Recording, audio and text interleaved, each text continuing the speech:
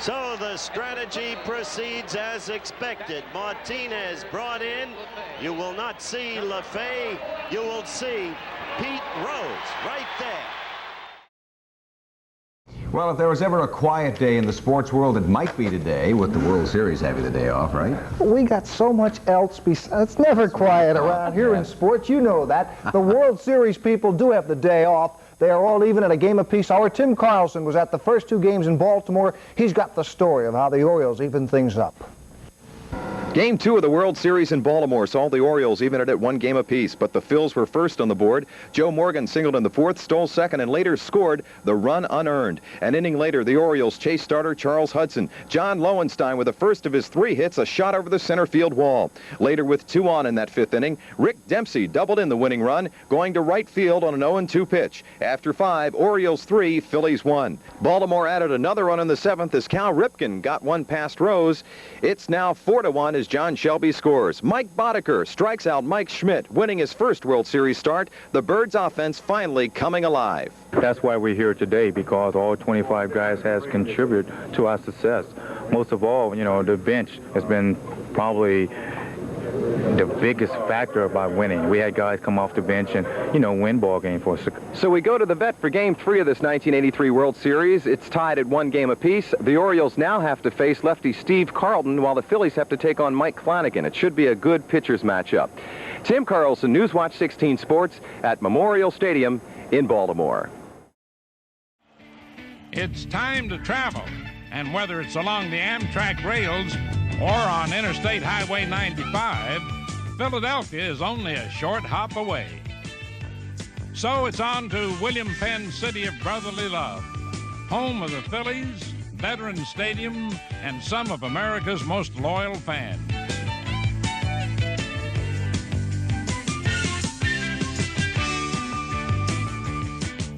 Philadelphia is the city of the Declaration of Independence, and colonial roots are strong.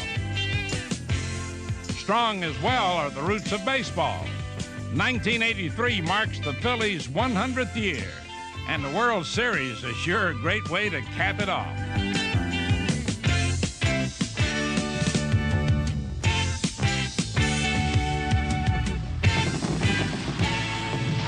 More than 65,000 fans, the second largest crowd in Veterans Stadium history, have gathered for Game 3. And after seeing his team held to 1 run in the previous contest, manager Paul Owens has made a difficult decision. The Phillies' starting first baseman this night will be Tony Perez, 18th on baseball's all-time RBI list, and he's replacing Pete Rose in a move to try to put more power in the Philadelphia lineup.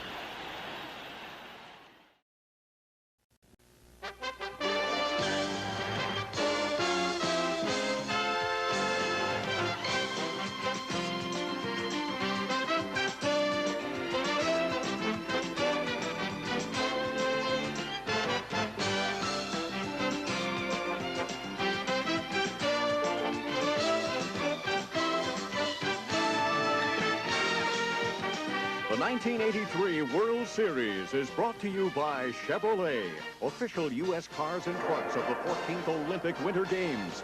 Chevrolet and you taking charge. And by light beer from Miller, everything you've always wanted in a beer and less. And by Gillette Aqua Razor, the twin blade razor that pivots for a close, comfortable shave. And by Sharp Electronics Corporation. From sharp minds come sharp products.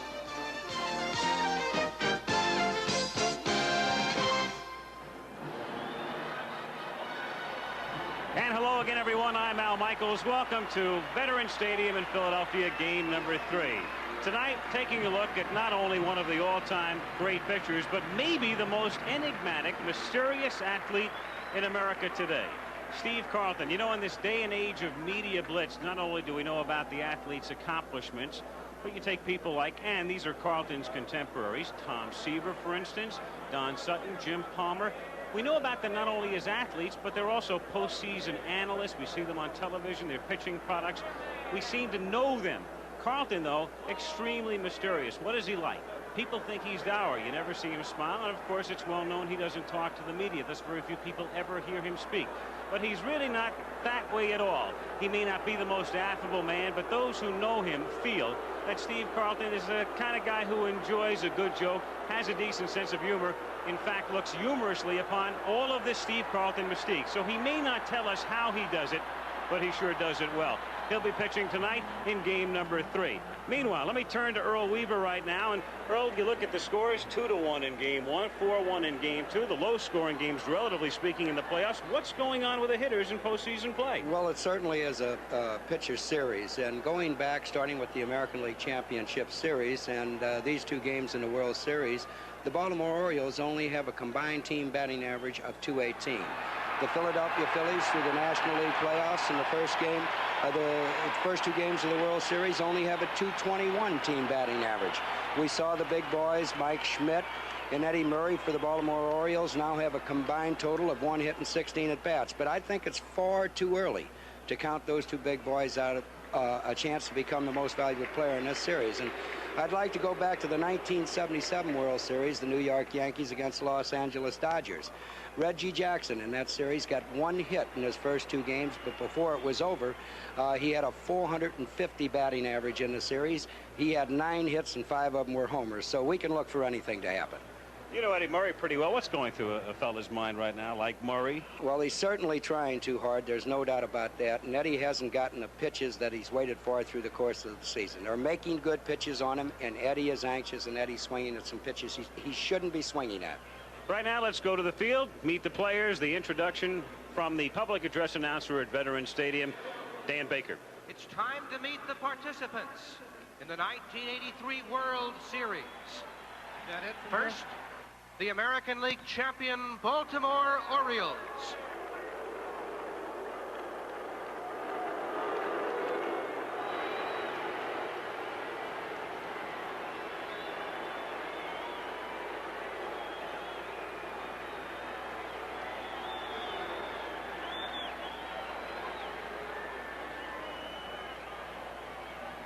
The coaching staff: Ray Miller in the bullpen.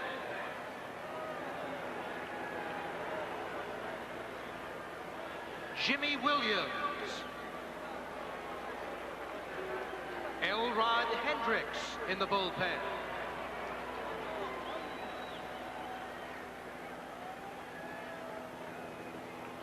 Cal Ripken Sr. Ralph Roll. The trainer, Ralph Salva. Now tonight's non-starters. Outfielder Al Bumbry. Infielder Len Sakata.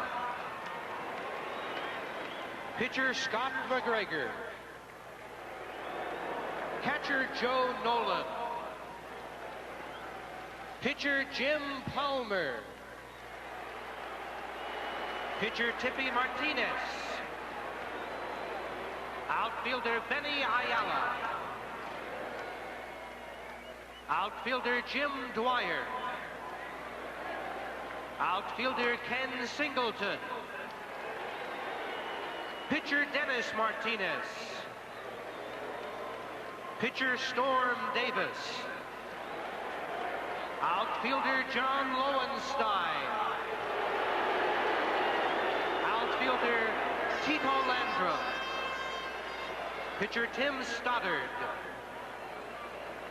Pitcher Mike Boddicker. Pitcher Sammy Stewart.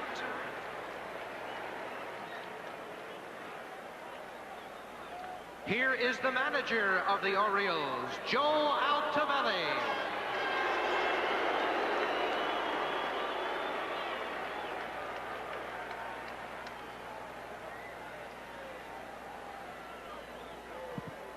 The Baltimore starting lineup. Leading off, the 1983 team leader in stolen bases in his rookie year, the center fielder, number 37, John Shelby. Batting second, he tied a club record with 3 home runs in 1 game this season, the right fielder, number 15, Dan Ford. Hitting third, the 1982 Rookie of the Year, who led the American League in runs, hits, doubles, and extra base hits this season, the shortstop, number 8, Cal Ripken Jr. Batting fourth, he had more than 30 home runs and 100 RBIs for the 3rd time in his last 4 seasons. The first baseman, number 33, Eddie Murray.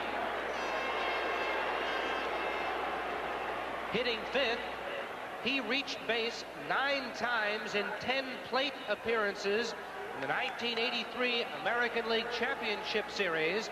The left fielder, number 35, Gary Renicky. Batting sixth, one of the toughest players to strike out in the American League and one of its finest fielding second basemen, number 25, Rich Dower. Batting seventh, he had 6 runs batted in his first game with the Orioles on July 1st. The third baseman, number 10, Todd Cruz. Batting eighth, he has caught more games than anyone in Orioles history. Number 24, Rick Dempsey. In the 9th position and in the bullpen warming up, the 1979 Cy Young Award winner, who got off to a 6-0 start this season en route to a 12-4 record. The starting pitcher, number 46, Mike Flanagan.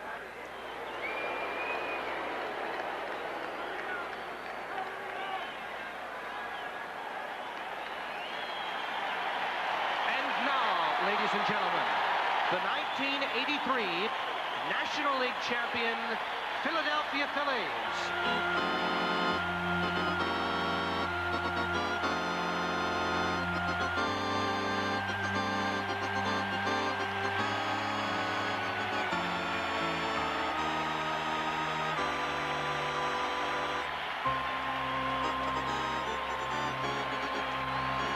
The coaching staff, Darren Johnson, Claude Osteen in the bullpen, Dave Bristol, Bobby Wine, Mike Ryan, the trainers, Jeff Cooper and Gus Heffling. Tonight's Philly non-starters, outfielder Von Hayes, infielder Pete Rose, infielder Juan Samuel, catcher Ossie Virgil in the bullpen.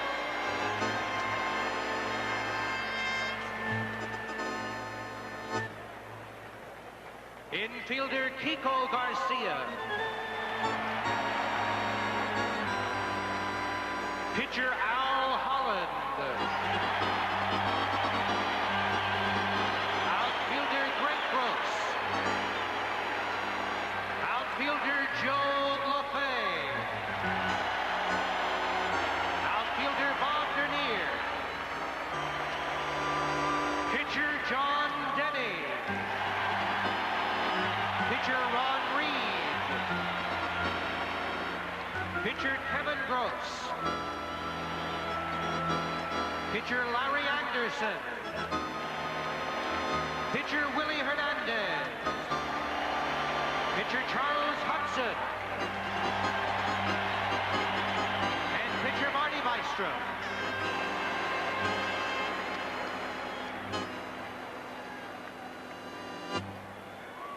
Here is the Phillies manager, Paul Owens.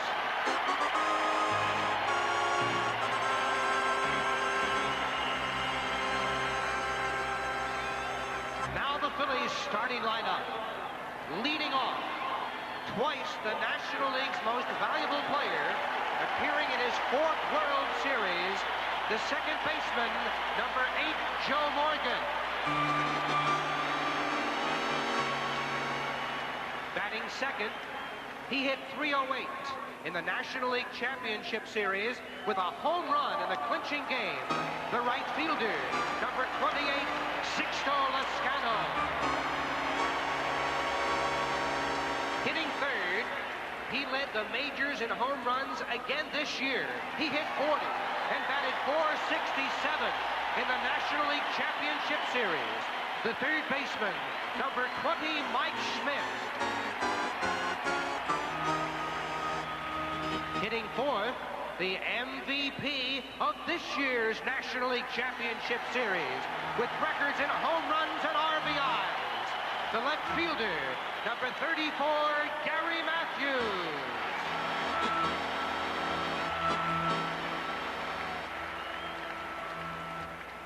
Batting fifth and playing first base, appearing in his 5th World Series. He has hit 369 home runs and driven in over 1,500 runs.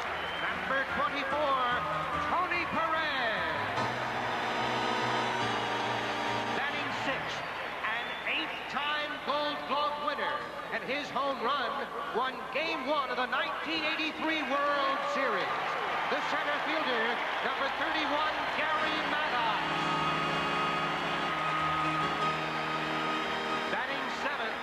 Outstanding defensive catcher who had 20 multiple hit games in 1983, number 6, Bo Diaz.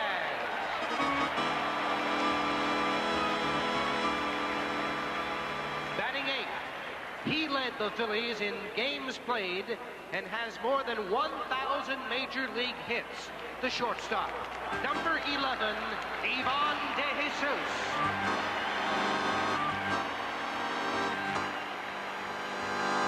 In the 9th position, in the bullpen warming up, the only 4-time Cy Young Award winner and winner of 2 games in this year's National League Championship Series against the Dodgers, the starting pitcher, number 32, Steve Carlton.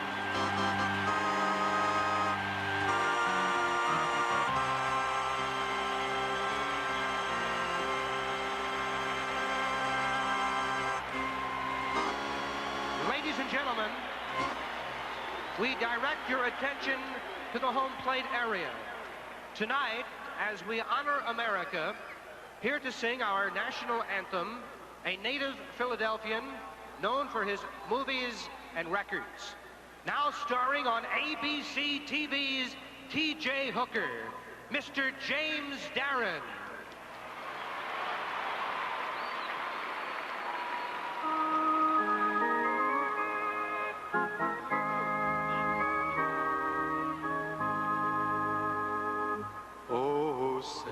Can you see by the dawn's early light what so proudly we hailed at the twilight's last gleaming, whose broad stripes and bright stars through the perilous fight o'er the ramparts we watched were so gallantly streaming, and the rocket's red glare, the bombs bursting in air, gave proof through the night that our flag was still there. Oh, say does that star-spangled banner yet wave o'er the land of the free and the home of the brave? Do it, Philadelphia!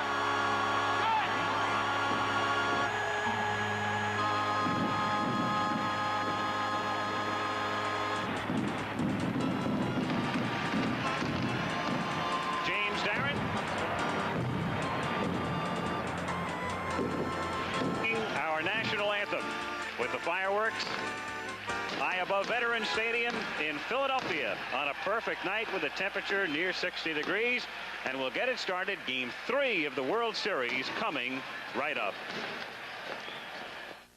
On behalf of the National League, I'd like to present Tom Stout of Chevrolet, who will present the League Championship Most Valuable Player Award to Gary Matthews. Gary Matthews had 3 home runs and 8 RBIs to lead the Phillies to victory in the National League playoffs and earned for himself selection as the most valuable player. It's a pleasure to present to you the keys to this new Z28, and congratulations on a great job. Thank you, Mr. Stout, and thanks Chevrolet for naming me the most valuable player in the 1983 Championship Series. The preceding message was furnished by Major League Baseball. Ladies and gentlemen, we direct your attention to the commissioner's box on the first base side of the Phillies dugout, where the only living member of the 1915 National League champion Phillies will throw out tonight's ceremonial first pitch. Let's welcome Joe Esker. The first ball, please, Mr. Esker.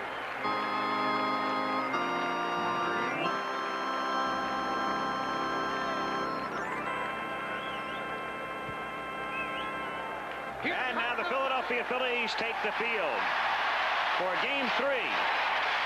And the first of 3 to be played here.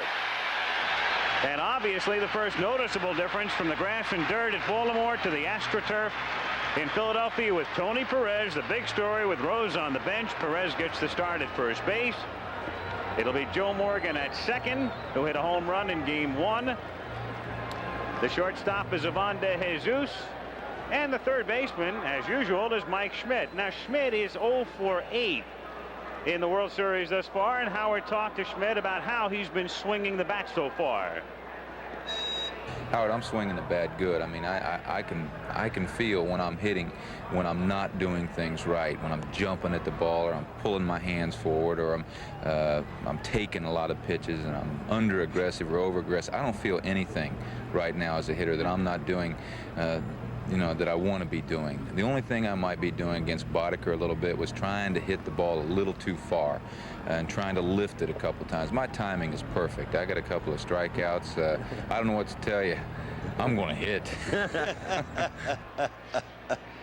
Well, Mike Schmidt has done enough hitting throughout the course of his career, and the Phillies would like to see a little bit more punch from him. But he's happy with the way he's swinging anyway. We'll find out tonight if it pays off. Gary Matthews is in left in center field. Where they've been platooning tonight, it's Gary Maddox. We saw Greg Gross out there the other night against Boddicker, the right-hander, and they also platoon in right, Sixto Lizcano. The start tonight with Bo Diaz back of the plate, and the only man to win the Cy Young Award 4 times in his career, Steve Carlton on the mound.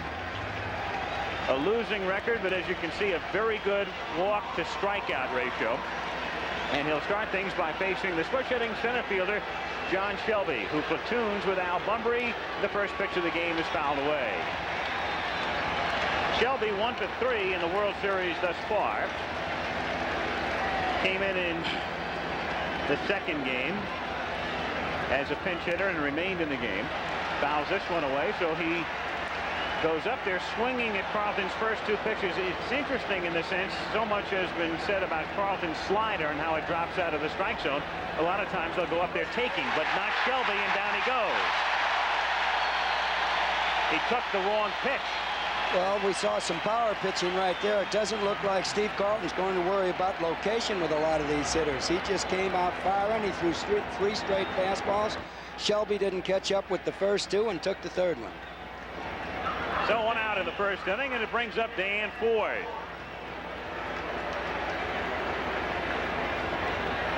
Dan Ford 1 for 4, but of course the play he figured in most prominently in this series the other night when he was hit in the face by a Willie Hernandez pitch, remained in the game, takes inside for a ball. Ford likes to crowd the plate. Dan making his second start in the series. Remember, we saw Jim Dwyer in Game 1 in right field, and Dwyer hit a home run. 1-1 to count. There's that good hard fastball, a little bit up and out the strike zone, but it's got a lot on it. There are some questions about Carlton physically, about his back. He came out of the game against the Dodgers last weekend with back spasms, and reportedly it took about an hour for Carlton to recover as it's grounded to short, and De Jesus throws him out. That is recover in the sense that the back spasms were gone. He also saw a chiropractor in Baltimore earlier this week, and some of the Phillies in the clubhouse questioning whether Carlton is 100% as he comes into the game tonight. Well, during the first inning, he's throwing that fastball hard, and if the Orioles were expecting anything tricky, they can forget about it. At least it looks like the first time around the yarder. Cal Ripken. Ripken, interestingly, has a hit in all of the postseason games. The 4 against Chicago in the playoffs and the 2 thus far in the World Series. But he's done very little damage, missing outside as you look at the hero from Wednesday night, Mike Boddicker, allowing just 1 run, that coming off his shutout in the playoffs. So 2 brilliant performances by the rookie right-hander in postseason. Off speed, that's a strike, and had Ripken fooled. 1-1. And really, I couldn't tell if that was his good hard slider or not. It was on the inside half of the plate. It broke into a right-handed hitter. That one looked more like a curveball than that hard slider he throws under the hand. It was. He throws a lot harder than that when he wants to, as it's fouled away.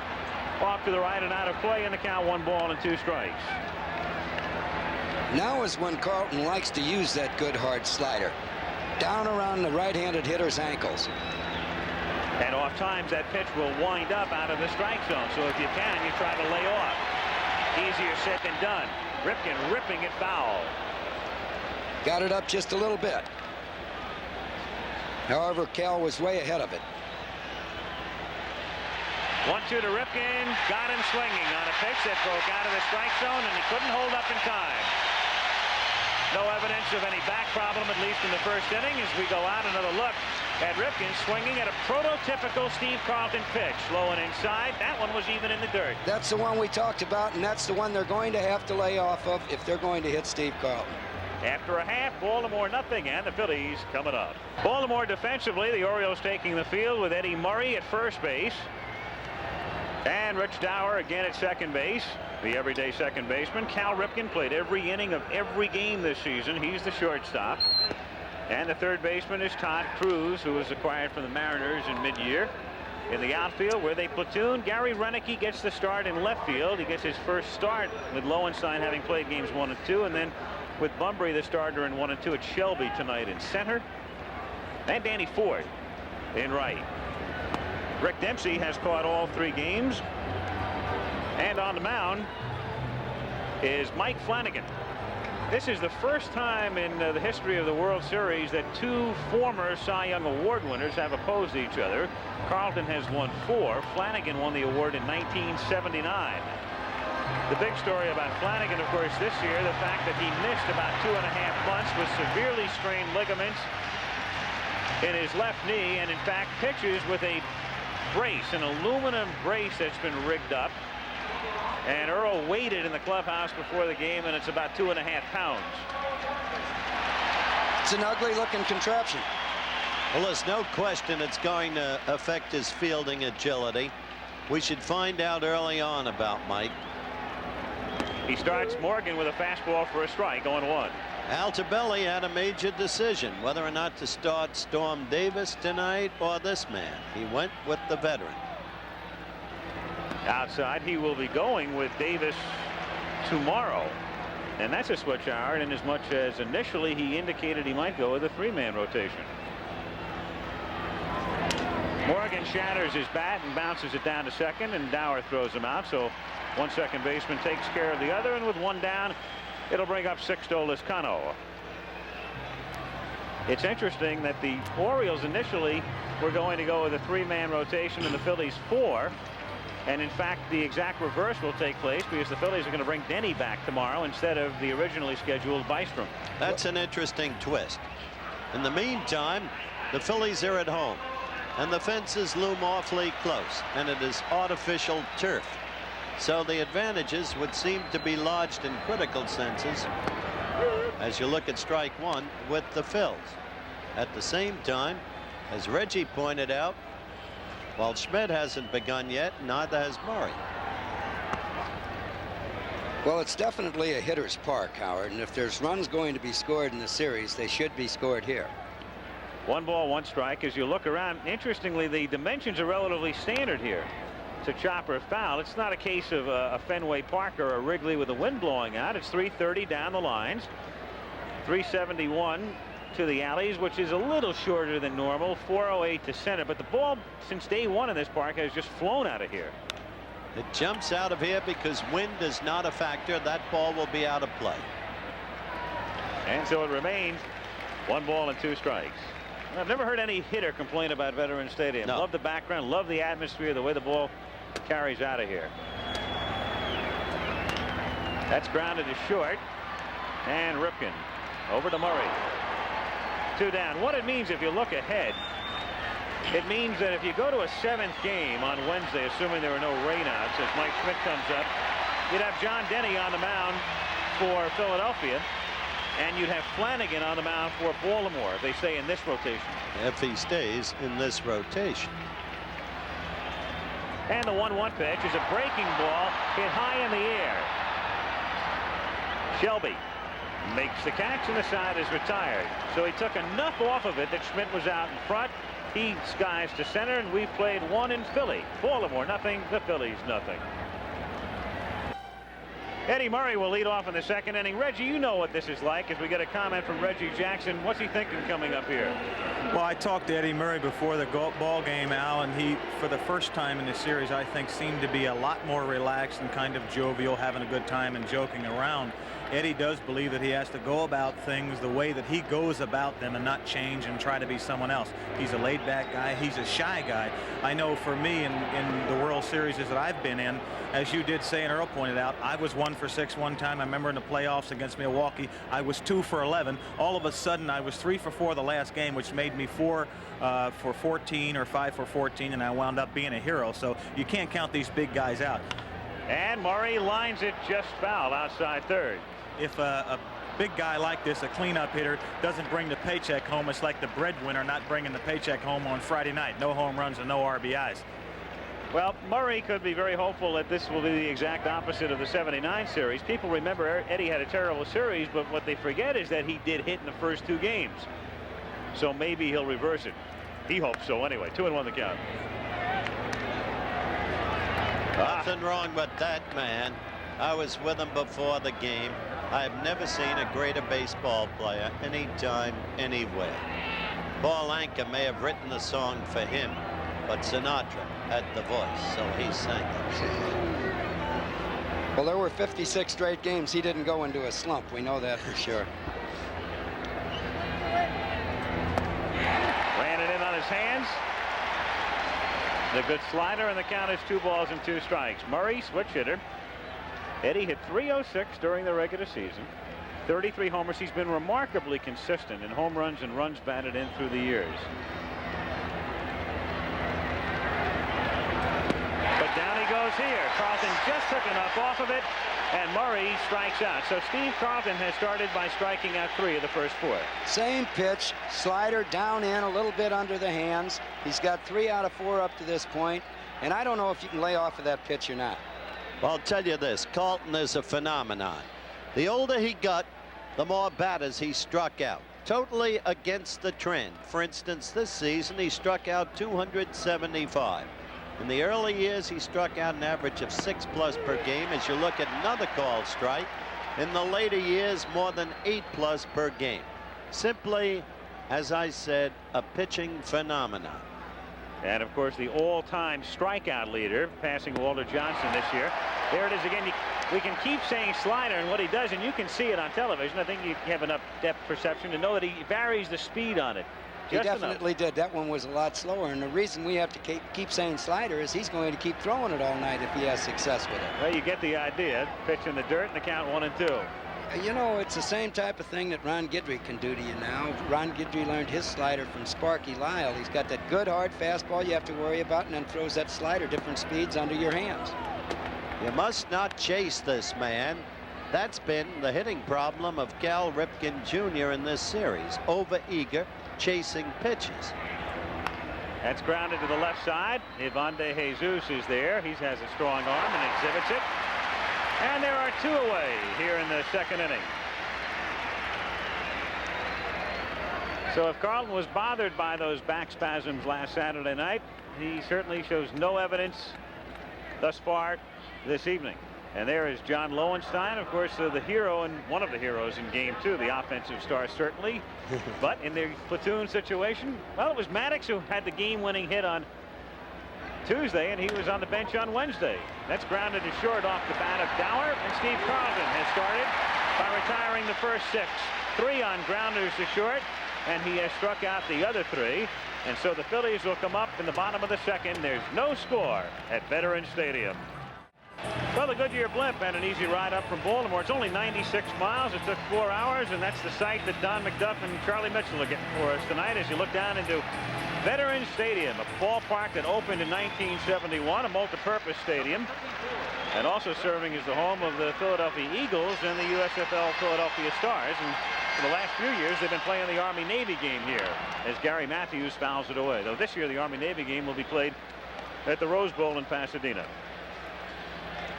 Earl, I suggest that Flanagan already knows he can't afford one mistake tonight, the way Carlton looked. That's exactly right. He knows it. He's watched Carlton pitch 2 innings, but there might be one mistake. It's gone. High in the air. It's got a chance, and it is gone.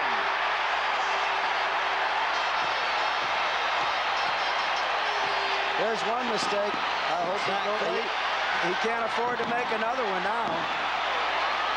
Gary Matthews, who has not had the happiest of seasons.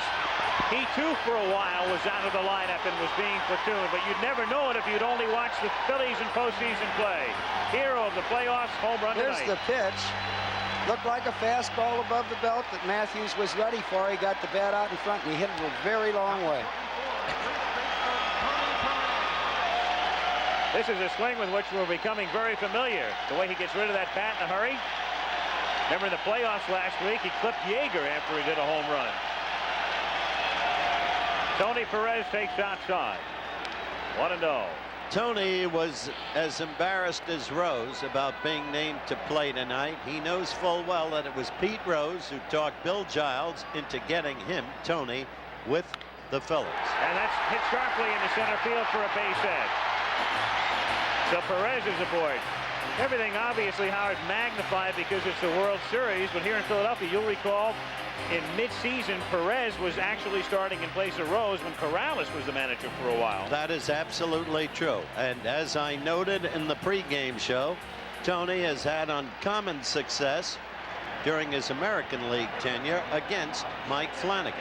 He certainly has. He hit .375, and it's tough to keep a .375 hitter against a certain pitcher on the bench.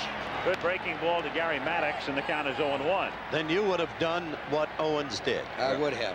Okay. In the air to center field, and Shelby waiting for it. Puts it away for the out. 1 away here in the second inning, and now I'll take a look at Bo Diaz with Perez at first. Got to be very careful with this man, especially in this ballpark. You must not give him the high pitch. Diaz with good power, 15 home runs during the regular season. And he was second to Schmidt in runs batted in for the Phillies with 64. 1 out with Perez at first. Low for a ball. In his customary spot, there is Jim Palmer. He is the long man tonight. Now he's just getting in some work in the bullpen. Perhaps doing more than that, the way the second inning has commenced for Flanagan. You can bet he's doing more than that, Al. A strike, and the count 1-1. Palmer has out the belly, looks on, has been relegated to the long man role in the bullpen. But he is a canny pitcher, moves the ball around, even if his arm isn't what once it was, though he says it is now. They send Perez on a hit and run, and it's grounded foul outside third. And the count 1-2. As we mentioned, Perez not in a straight steal sense, but they'll send him on the hit and run because Diaz is a contact hitter. Meantime, you mentioned Diaz has 15 home runs, 9 of them hit here. These Phils love the home ballpark. Phillies led the National League in home game results, 151, lost only 30. Did it for the second year in a row. In the air to center field, and Shelby's been relatively busy already tonight. That's his third putout. 2 away in the second inning, and the batter will be Ivan De Jesus. Well, Mike's had a couple balls hit hard off. Mike Flanagan has had a couple balls hit hard, but his fastball does seem to have pretty good movement on it. Flanagan came out of the playoff game after he worked 5 innings against Chicago. Of course, they have to keep in mind that he's coming off the injury. He missed 2.5 months, has the brace, and they're really looking for about 6 innings out of him. Steve Carlton, a good hitting pitcher, on deck.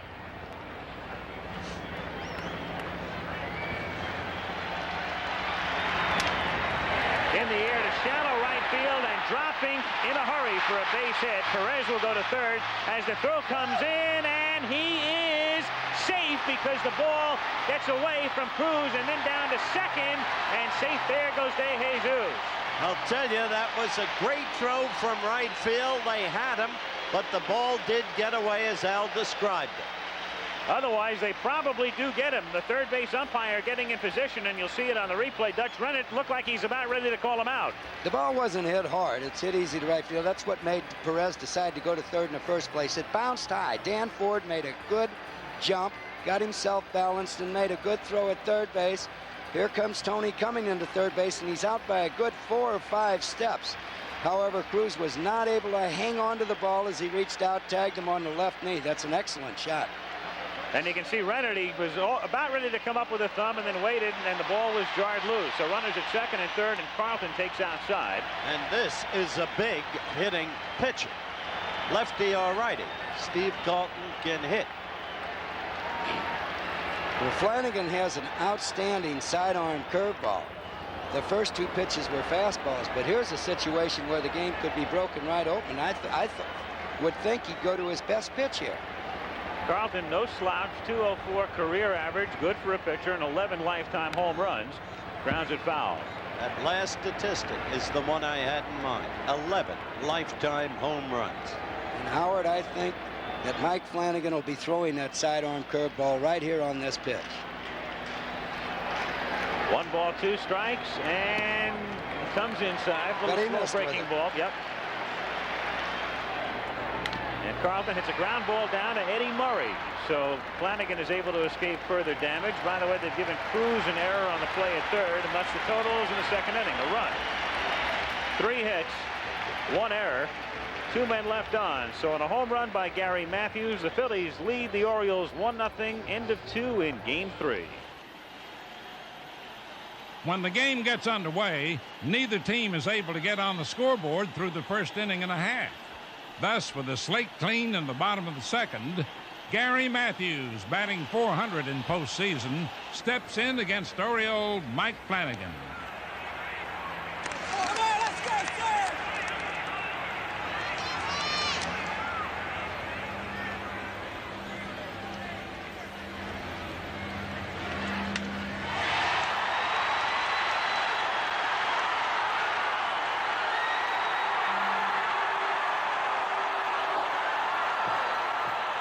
With his 4th home run in 7 postseason games, the man called Sarge has taken charge, putting the Phillies ahead 1-0. Howard Cosell and Earl Weaver with you. Game 3, the 3rd inning. Philadelphia on top 1-0, and Todd Cruz to lead off against Steve Carlton. Cruz, Dempsey, and Flanagan. Carlton has set down the first 6. Fouled away, and it's 0-1 on Todd, who had 199 combined with Seattle and Baltimore during the regular year.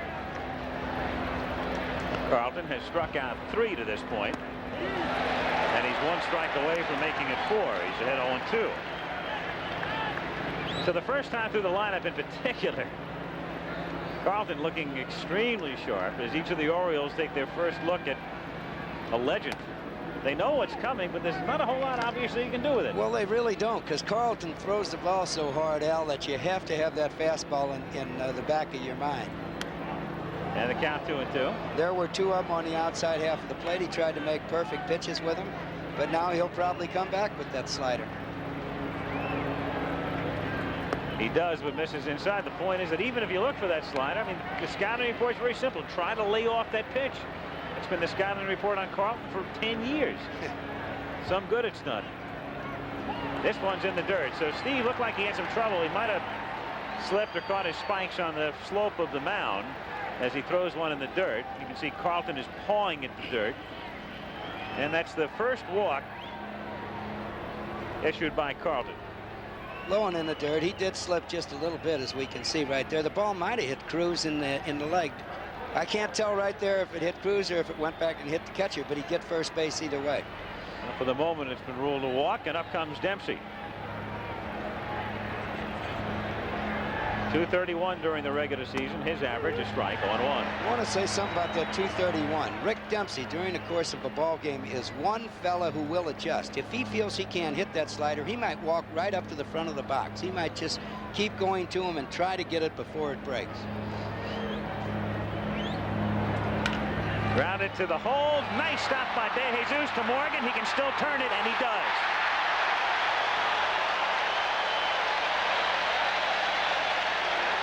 Ivan De Jesus ranging to the hole, and Joe Morgan at the age of 40 still can get it out of the glove in a hurry and takes care of Dempsey.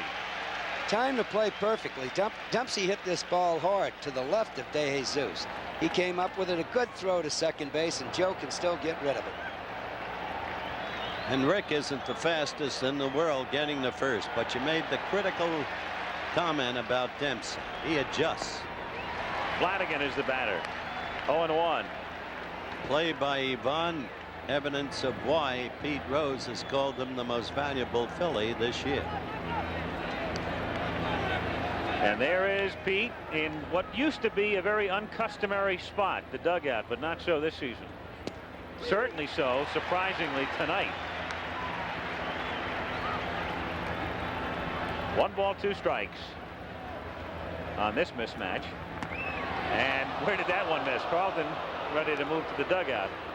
Well, I talked to Flanagan a little bit before the game, and he wasn't too happy about going up against a 300-game winner who throws left-handed.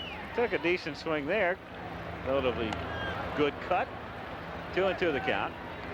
For these Philly fans, some 65,000 of them, a reminder of the last World Series game played here on October 21st, 1980. Won by the Phils over the Royals 4-2. Carlton worked the first 7 innings, became the winning pitcher. He had relief help from Tug McGraw, and there's another strike. He gets Flanagan on a 3-2 pitch. That's 4 strikeouts. He's faced the minimum 9 after 2.5. It's 1-0 Philadelphia. Morgan will lead off against Flanagan. We mentioned that Mike missed 2.5 months with those knee ligament stretches, and Jim Palmer talked about his regaining his form. Well, to be honest, Howard, I don't believe that you're going to see the Mike Flanagan that we saw the first maybe 8 or 10 ball games of this year before he hurt his knee. Basically, he is throwing well, but he's not throwing as well as Mike Flanagan can. When Mike is well, he has a much better velocity as far as pushing off the mound, and it's helped him as far as his velocity when the ball gets across the plate. He's a battler. There isn't a better competitor in a ball club than Mike Flanagan, but you're not going to see the real Mike Flanagan until 1984 when his knee really heals. Pretty direct, Al. And I think very well put and substantiated as Morgan takes low ball 2 by the fact that Flanagan was off to a tremendous start. He was 6-0 with a 2.72 ERA before he got hurt, and then 6-4 and 3.73 after he got hurt. It's quite a difference.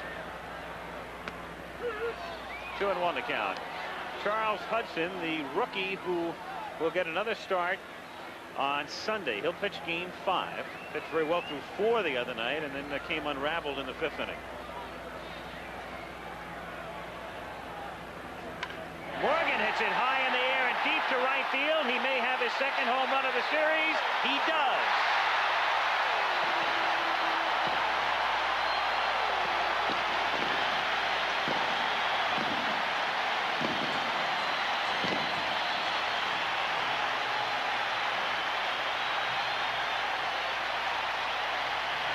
Fans are going crazy. Earl, you talk about staying in there against a southpaw just as he did against McGregor. He Watch stays this. in there as good as anybody does. The fastball stayed a little bit on the inside half of the plate. It was belt high, and Joe hit it hard. A breaking ball off of Scotty McGregor and a fastball off of Mike Flanagan. Real good picture of the swing. Exactly belt high. And Joe knew it was gone all the way. Immediately. Look at him.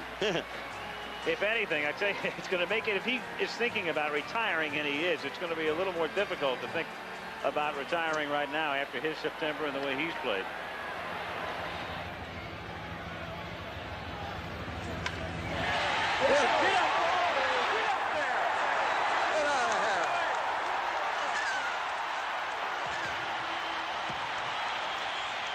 Much to the delight of the hometown crowd, Joe Morgan's second home run of the series gives the Phillies a 2-0 lead.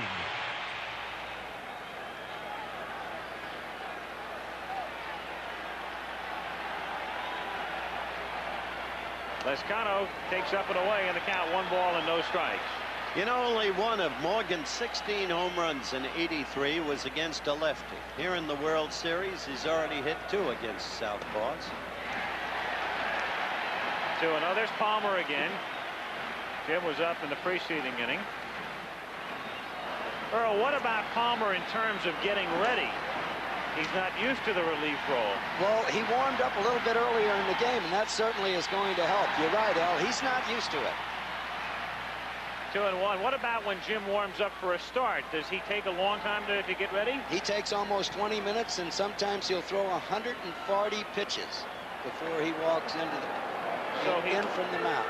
So he's obviously not your ideal relief pitcher. Right. Some relief pitchers can get ready in 15 to 20 tosses. I don't think it would take Jim really 120. He can get ready quicker than that.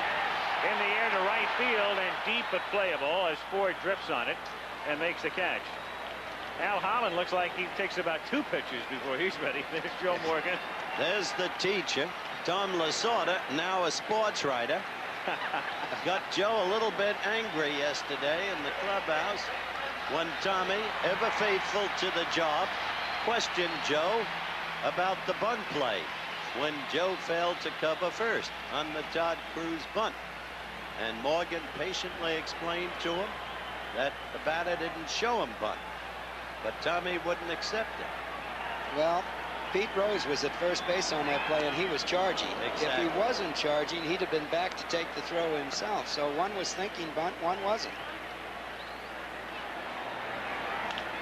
Schmidt hits it off the hands and down to third, and Cruz, who has a gun, throws him out. And there are 2 away here in the 3rd inning. Mike Schmidt still doesn't have a hit, but he's swinging the bat good. I have to agree with him when he said he's not doing anything wrong at home plate. Schmidt, what's interesting about Mike is he led the league in walks and in strikeouts this season, but has not thrown a walk in this series, and he's seen some very good pitches. He has struck out 3 times. 1-0 the count on Matthews, who hit the home run leading off in the 2nd inning that made it 1-0. Right now 2-0 Philadelphia. Got the corner. Al Clark, the plate umpire, is a good pitcher's umpire, and as you can see, Matthews coming into this series, or coming into the championship series that is, gave no indication what was going to happen. That did not foretell his heroics. That's outside. Point on Clark, though, Earl, is that most of the pitchers I've talked to in the American League like to work with Clark back of the plate. He gives them the corners, they feel. Some of them stretch it out quite a bit. There was a fella, good umpire by the name of Runge, who used to give the pitcher an awful lot of home plate. We're talking about Ed Runge. Ed Runge, all of home plate and a little bit more. And, of course, Ed's son, Paul, is now in the National League. Has been for years. That's ball 4 as Matthews lays off.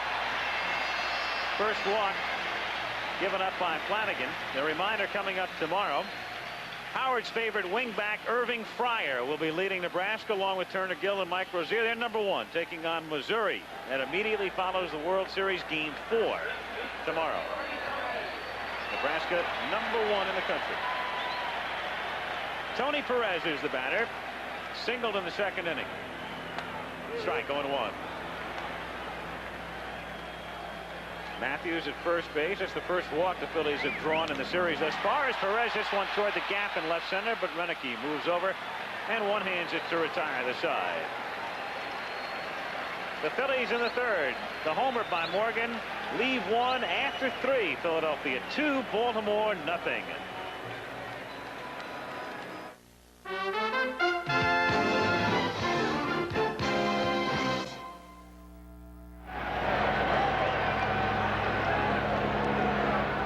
We're back, 4th inning, and John Shelby has just led off a moment ago with this base hit. A ground single that bounced off the mound and into center field, and that's the first Baltimore hit as we start the top of the 4th inning. It's the first ball hit out of the infield off Carlton. And I could be wrong, but I thought that Shelby had moved up a little toward the pitcher, and I think Dan Ford has also. Dan Ford. Now, Carlton, of course, has a pickoff move that you know about. Some say it's not a move, but a balk as Dan Ford stands in. So we'll keep an eye on Shelby with Ford at the plate. Get a comment from a moment from Reggie Jackson about Dan Ford standing in this situation, Reggie, and what it's like to come back after what happened to him the other night, taking the pitch in the face. Well, in my career, I was hit in the head 3 times, Al, and after that in 1976 with Baltimore, I went out the next day at 2 o'clock in the afternoon and had Cal Ripken throw balls at my head. This is a World Series. You're not going to come out of this ball game or any ball game in the World Series unless you are completely down and out. Dan said the ball hit the bill of his cap and just grazed him, and he wanted to stay in the game to make sure that he was not groggy or drowsy rather than come out of the ball game. A lot of great players have missed some World Series, mainly guys like Ernie Banks and Billy Williams. Were you particularly concerned, knowing, of course, he wears glasses the other night, Reggie? Well, yes, I was, but most of the ball players, luckily, don't wear a strap behind, and they fly off quite readily and quite easily, Al, but it's just by chance. The first thing that he told me was when he went down, he knew he was going to get hit, and he just said, just prayed to God, I hope I'm not hurt. And fortunately, that's the way it turned out. But Carlton now behind on him. 3 balls and no strikes with Shelby at first base. Nobody out in the 4th inning. Philadelphia on top, 2-0. And Ford almost walked into it. The pitch is high. So runners at first and second. And all of a sudden, after Carlton has no trouble through 3, he's in trouble in the 4th. I think Earl made a critical point. It's the second time around, and Ford obviously moved up closer to the plate. Also toward the pitcher. Now, the next thing, the last 2 pitches were definitely balls out of the strike zone, but the first 2 pitches that Carlton threw to Dan Ford were the same pitches that the Orioles were chasing the first time around the Arden. Which, as I noted earlier, has been this young man's problem in the whole World Series. Over-eager, over-aggressive chasing. Ripken lays off that pitch, which is a borderline pitch, and the count is 1-0. Well, they're going to have to lay off those borderline pitches, Al. They definitely will. Schmidt was about even with a bag, and he's backing up right now in what would not figure to be a bunt situation, especially on AstroTurf. Well, it's far too early in the game to bunt, especially since Flanagan hasn't established himself and he's getting hit hard. Also, if Ripken would bunt and get the men over to second and third, they could be very careful with Eddie Murray. 2 balls and a strike. Well, it seems to me, Earl, the Orioles should have had a good lesson in how to hit Carlton, if you can, from all their times against Guidry. Definitely a similar pitcher. Good hard fastball with the same type of slider. That's just outside. Ball 3. Much more selective this time around. And he misses away.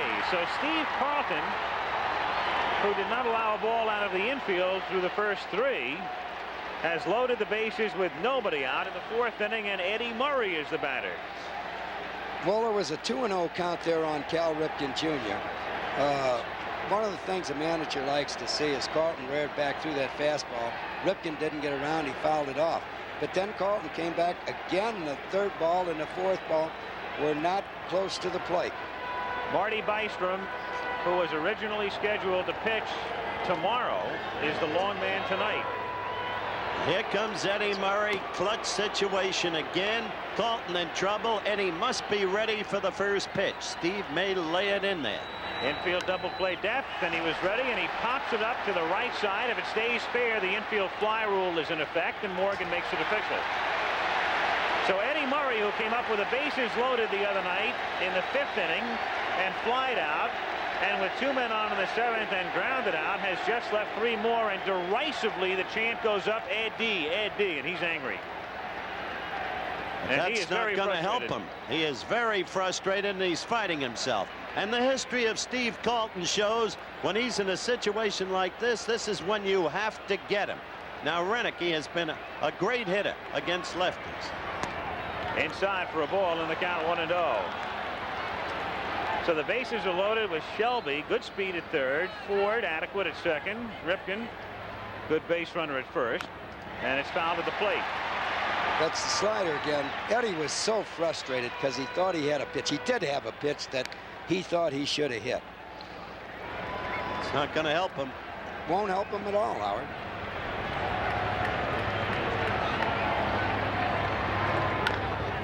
Bounce foul, so 2 balls, 2 strikes the count on Renicky with Dower on deck.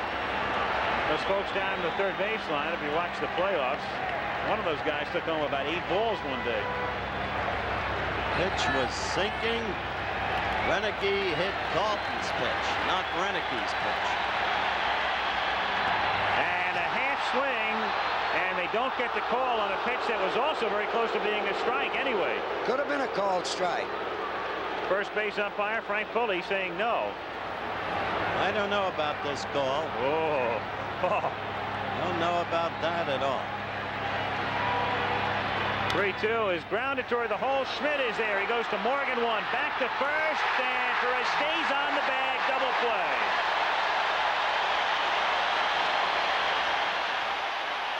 Bases loaded, nobody out, and the air is out of the balloon in an instant. Mike Schmidt annually wins a Gold Glove, no problem there, and Morgan turns it over. And after 3.5 in Game 3, still 2-0 Phillies. 2-0 as we go to the bottom of the 4th inning. What do you imagine that they're thinking right now on the Baltimore bench, Howard? Well, what you know is what the Phils are thinking. That inning shows why Steve Carlton is an all-time great pitcher and why the Phillies give him mythological proportions. In the meantime, it's impossible to measure what that takes out of a team. In this case, the Birds, when they didn't capitalize. If they were going to get Carlton, that was the time. Not too often you have a situation where the bases are loaded and nobody out, and there's Eddie Murray, who is just having a terrible time. Well, you know what he's thinking about. You know, it's funny too, the fans in Philadelphia, so much has been written and said about them and how tough they are. The one thing about them, though, they are very knowledgeable and remarkably perceptive. In Baltimore, of course, the chant is lovingly Eddie, Eddie, Eddie, and here they have picked it up derisively, and as he came out to assume his position at first base, they were chanting Eddie, Eddie, Eddie.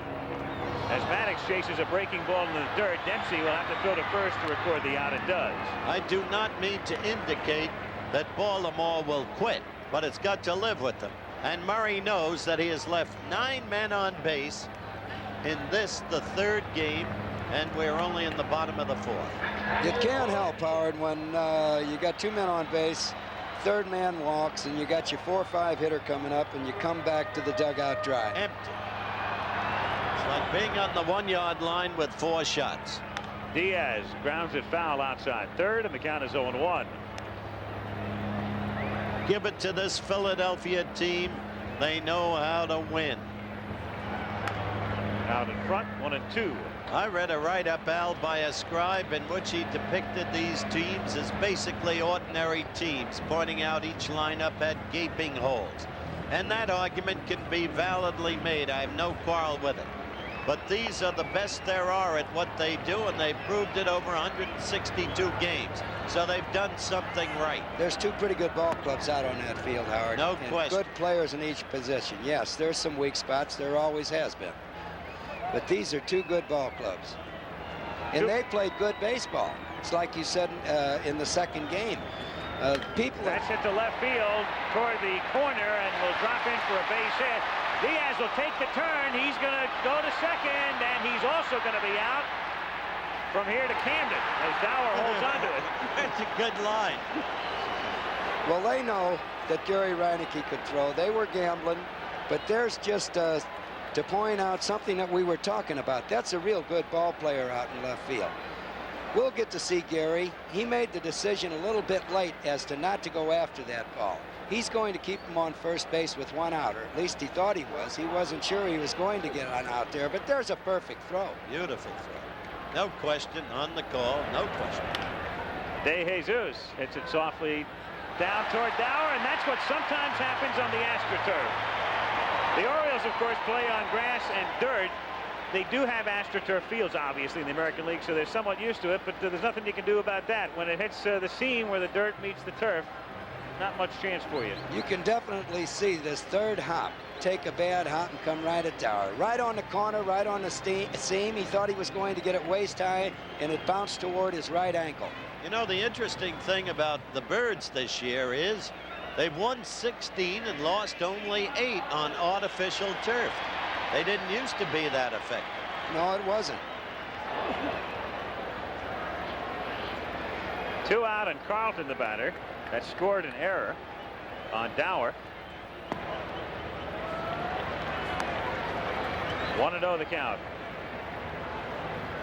Dower doesn't make many errors. What was it, a few years back? He had 80-some-odd consecutive errorless games at second base. As Carlton hits it down to Dower, and he'll handle this one flawlessly. So the error does no damage except to make Morgan lead off in the next inning instead of Carlton. We'll go to the 5th, 2-0 Philadelphia.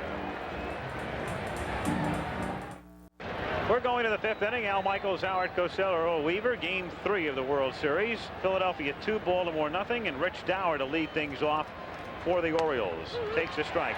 By the way, they've scored in a base hit now on De Jesus' grounder. There it is. You can see Dower is right there.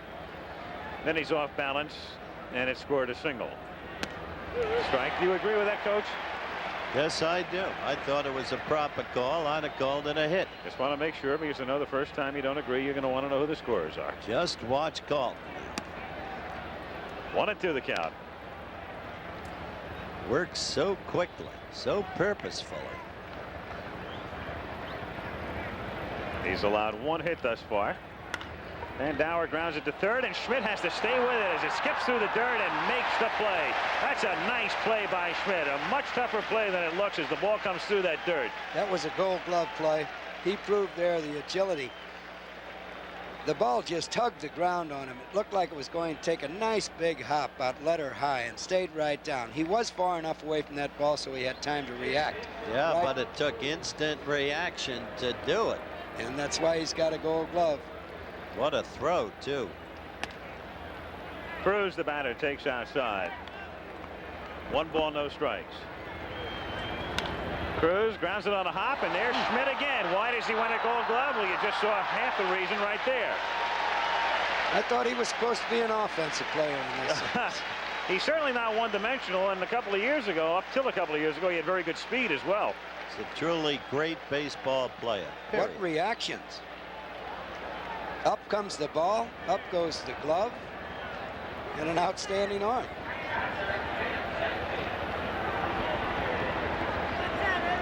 Dempsey is the batter, and he fouls it away. The Orioles have a reason to be frustrated now. Oh, absolutely. 2 balls were well hit that Schmidt put away. Dempsey hits this one down the left field line and into the corner, and Gary Matthews will play the carom on the warning track and concede a double to Dempsey as he stands up at second. We told you that little tiger adjusts, and there he is. Forget his batting average. He remains indomitable, the team leader. As we see it again, meanwhile, Altobelli may go to the bench here for a pinch hitter. He has moved up on the plate, and he's getting that breaking ball before it gets down. So now the score 2-0. And with Dempsey at second base, Flanagan has not come out of the dugout, and Al Clark has his lineup card out at home plate, and that tells us all we need to know, that they're going to go to the bench right here. Well, no one's come out. looked like it might be a spot for Benny Ayala. There is the marking of the lineup card in the Oriole dugout. Reminder, and following the game, following your late local news nightline, as you look at Ken Singleton, who's coming up. I wondered about that because I discussed that with Joe Altobelli in a pre-game interview that we may yet have the opportunity to hear. And he talked about, yes, he's well aware of Ken Singleton and the need to get him into the lineup. Ken Singleton is one player who looked for a breaking ball. And really, I don't expect him to be fooled by Carlton's slider. However, Carlton does have a good enough fastball to throw it by Kenny up if that's what he chooses to do. Singleton is a switch hitter. It's his first appearance in the World Series. Carlton is not a total stranger because Singleton spent several seasons in the National League. Want to know the count. Left that first breaking ball alone. Singleton hit .284 against righties and .262 this way. So he's been a better hitter lefty than righty. About 30 points difference. 2 balls, no strikes the count. 2 out. Dempsey at second base. 2-0 Philadelphia. Among other things, Singleton has always drawn a lot of walks. He takes a strike here. This year he was second to Ricky Henderson of the A's, and Singleton drew 99 walks this season. That's grounded and just foul outside third, just foul. So a lot of activity in Schmidt's area. 2 balls, 2 strikes the count.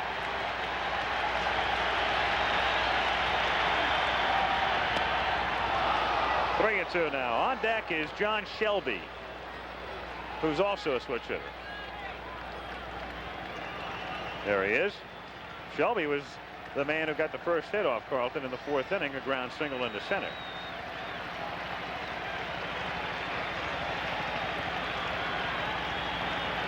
Three-2 to Singleton. He got him looking. Steve Carlton picks up strikeout number 5. So they have just spent Singleton to no avail, and after 4.5, Philadelphia 2, Baltimore nothing. Palmer and the Birds smell a victory. Good high hard one. You can see in these last 2 innings that ball coming out of that bright sun into the shadows. They don't seem to be picking up the ball as they did earlier in the game, the hitters. And strike 2, let her high, fastball. Sparky Anderson with George Sugar, the fellow in the jacket. Sparky's right-hand man in the dugout. Bravo strikes out, and Palmer is rearing back and throwing and playing a little hardball right now. Jim Palmer is no stranger when it comes to the World Series. However, he is in this role. This is the 9th time Palmer has appeared in a World Series game, but never before as a relief pitcher. So here he comes in the bottom of the 5th inning. And this is all you ever dreamed about, Earl. Your chance to talk about Palmer, and he can't say anything. The first thing I want to say, he can't say anything, but the first thing I want to say is this is the 3rd Cy Young Award winner in the same ball game. No wonder runs are hard to get. That's right. That's right. And you realize all 5 Philadelphia runs thus far in this series have come from home runs? And 2 of them from that man, Joe Morgan. He hit a home run in game 1, and he also hit a home run tonight. And here it was with Flanagan working. And as Earl mentioned, when he hit one off a breaking ball by McGregor and a fastball by Flanagan. Back in the 3rd. Joe is 4 for 10 in this series, hitting .400. Joe's out there proving to somebody that he can play regular next year, I believe. So here's Morgan, grounded out and homered. In the series thus far, 4 for 10.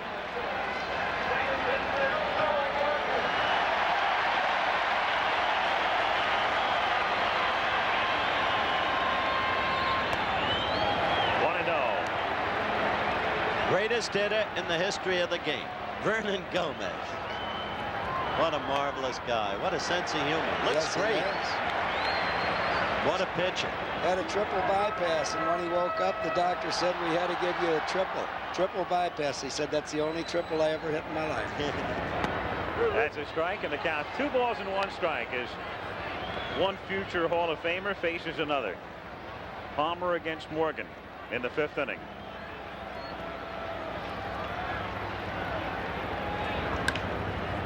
Popped up, shallow right field, and Dower takes charge there. Rich has it for the out, and Morgan is out number 1 in the 5th inning. Another look down. Veterans Stadium. Beautiful ballpark, a multi-purpose facility. It's located in just about what I guess you'd call South Philadelphia. Yep. Looking down from the Goodyear blimp, very close to the river. And as I mentioned the other day, what a job they've done with this city. Just remarkable. Lescano takes high for a ball. They can throw away the old W.C. Fields WAG line on the tombstone. I'd rather be here than in Philadelphia, because this is one of the great cities of this country. 1-1 the count.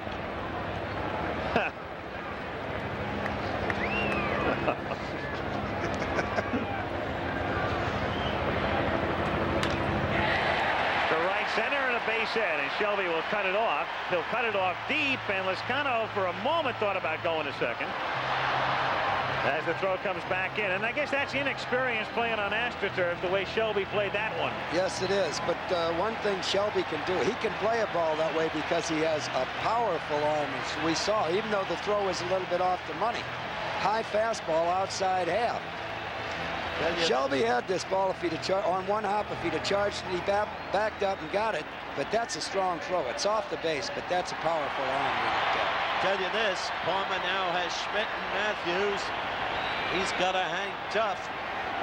They could be out of this ball game in a hurry. Palmer, I feel he's going to do a job. He's been wanting to get in one of these World Series games. 0-1 the count. Of course, it's been frustrating for Jim, who spent so much of the year on the disabled list, and that's why he hasn't started in postseason play. And Palmer said, well, I understand the reasoning. He's obviously somewhat frustrated and disappointed, but he gets away with kidding about it every time people talk to him, and you know they talk to him about it every day during the series. He makes light of it. I think he's been very gracious in an uncomfortable situation. Right, he perfectly put. Runner at first base is Lescano. 1 out. He did, remember, appear as a pinch runner, of all things, in the playoffs.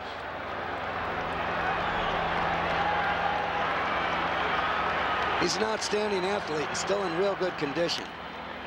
Popped up a mile high, back of the plate, as Dempsey had to push Clark out of the way and makes the catch. Dempsey was fighting Clark off. The plate umpire was trying to get out of the way, and Rick was finally able to get around him. Big out. Now let's see what he can do with Matthews. A big out. Low by Schmidt then could have terminated this contest. Here we get a good shot of the umpire going back. Rick turned, and with his agility, he just doesn't give the umpire time to get out of the way. I've watched him push a lot of umpires away. So Schmidt still hitless, 0 for 11 in the series, and Matthews is the batter. Matthews with 4 homers in postseason play. 3 in the playoffs, 1 tonight, plus a walk. Palmer has a big leg kick, and you can steal on Palmer, and Lescano knows that from being in the American League. 1-0. I want to say that Palmer got Schmidt on a high fastball, letter high fastball. He looks like he's throwing the ball real good to me, and the ball looks like it might have that little pop on it that he used to have. 2-0 the count. Scheduled up next, remember, is Tony Perez. Should Matthews get on, it'll be interesting to see if a move is made by Owens. Nope. Grounded to third, and Cruz goes the short way to Dower. So Jim Palmer comes out of the bullpen. and does the job at least in the 5th inning. No runs a hit and a man left on. At the end of 5, 2-0 Phils. Back after this word from your local stations. For years now, we've been kidding Jim here about his eyesight. The fact is that Jim has the eyes of an eagle. Thanks, Boog. Why, he's one of the first guys to spot light beer from Miller. Saw right away that light tastes great and it's less filling. Sure, all you have to do is read the label. It says light has 1/3 less calories than a regular beer. I think you want this, Jim. Oh, yeah. Oh, no. As I was saying, it's as plain as the nose on your face. Light beer from Miller. Everything you always wanted in a beer, and less. Oh, I don't believe this. Game moving along quickly, as did the first 2. Steve Carlton goes to work on the top of the Oriole order here in the 6th inning. Philadelphia on top 2-0 as Shelby stands in. Can't check his swing in time. He has struck out and singled. Chased it. They can't fall back into that pattern if they're to have any hope for this ball game. Shelby was the first fellow we noticed move closer toward the pitcher. You get down to the late innings, and there's always Al Holland.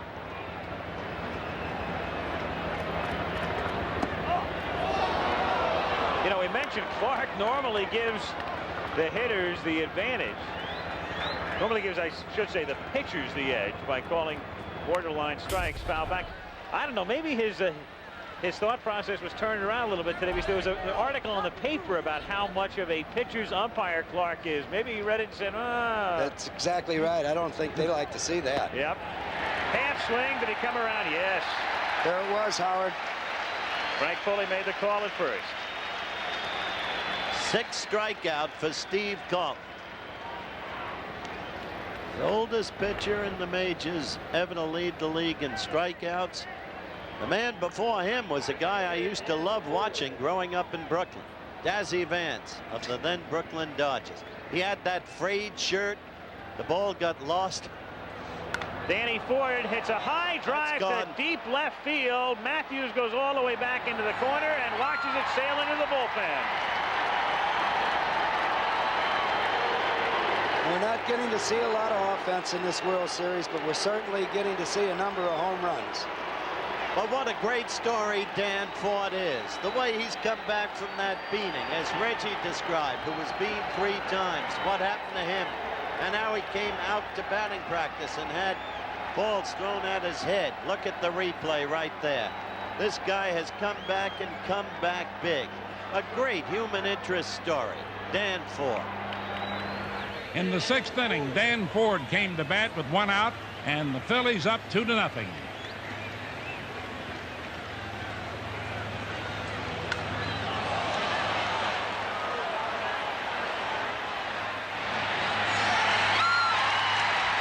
The trend continues. So far, all 7 homers hit in the series have come with the bases empty. But Dan Ford and the Orioles will gladly take this one. 2-1. And Ripken takes a strike. So this is almost a repeat of game 1. The other night it wound up 2-1. Morgan and Maddox hit homers for the Phils. Dwyer homered for Baltimore. And the runs tonight on home runs with a score 2-1. So far in this series, the team that has scored first has lost the ballgame. It's an interesting fact, isn't it?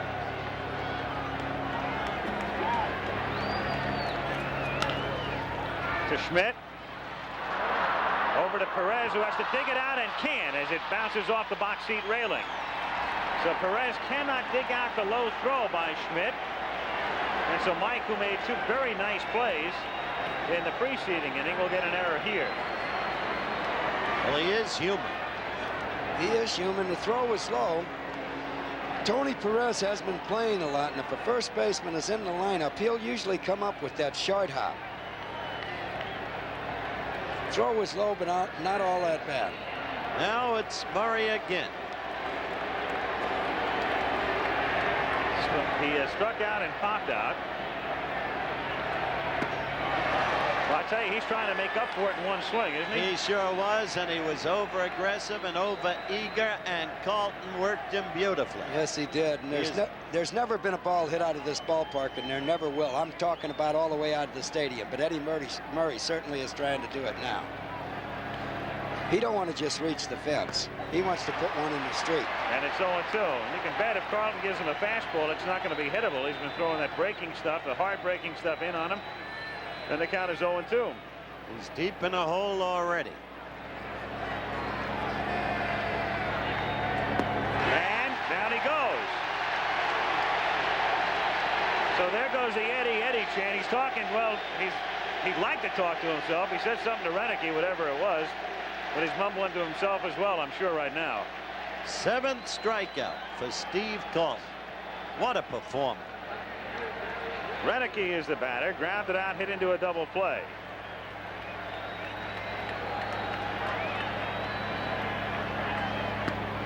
Strike and the count 0-1. Those are perfect pitches right there. The man is an artist. When Reggie said that he could be bigger than Benjamin Franklin, he drew upon American history.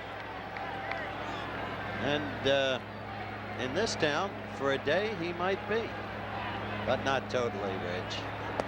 2-1 the count. Tell you one thing, Ripken at first base is taking the shortest lead in the history of baseball. As you look at Debbie Renicky, Gary's wife.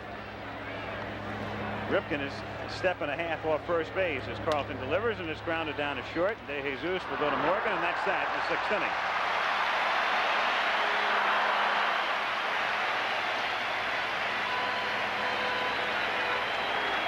Danny Ford, a high drive to deep left field that got out of here with 1 out, and after 5.5, 2-1 Philadelphia.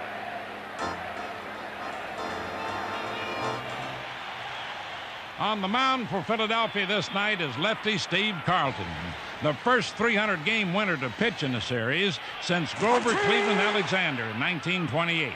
And through 5 innings, Carlton has a shutout. But the Orioles later think that something with big lefty is not exactly right.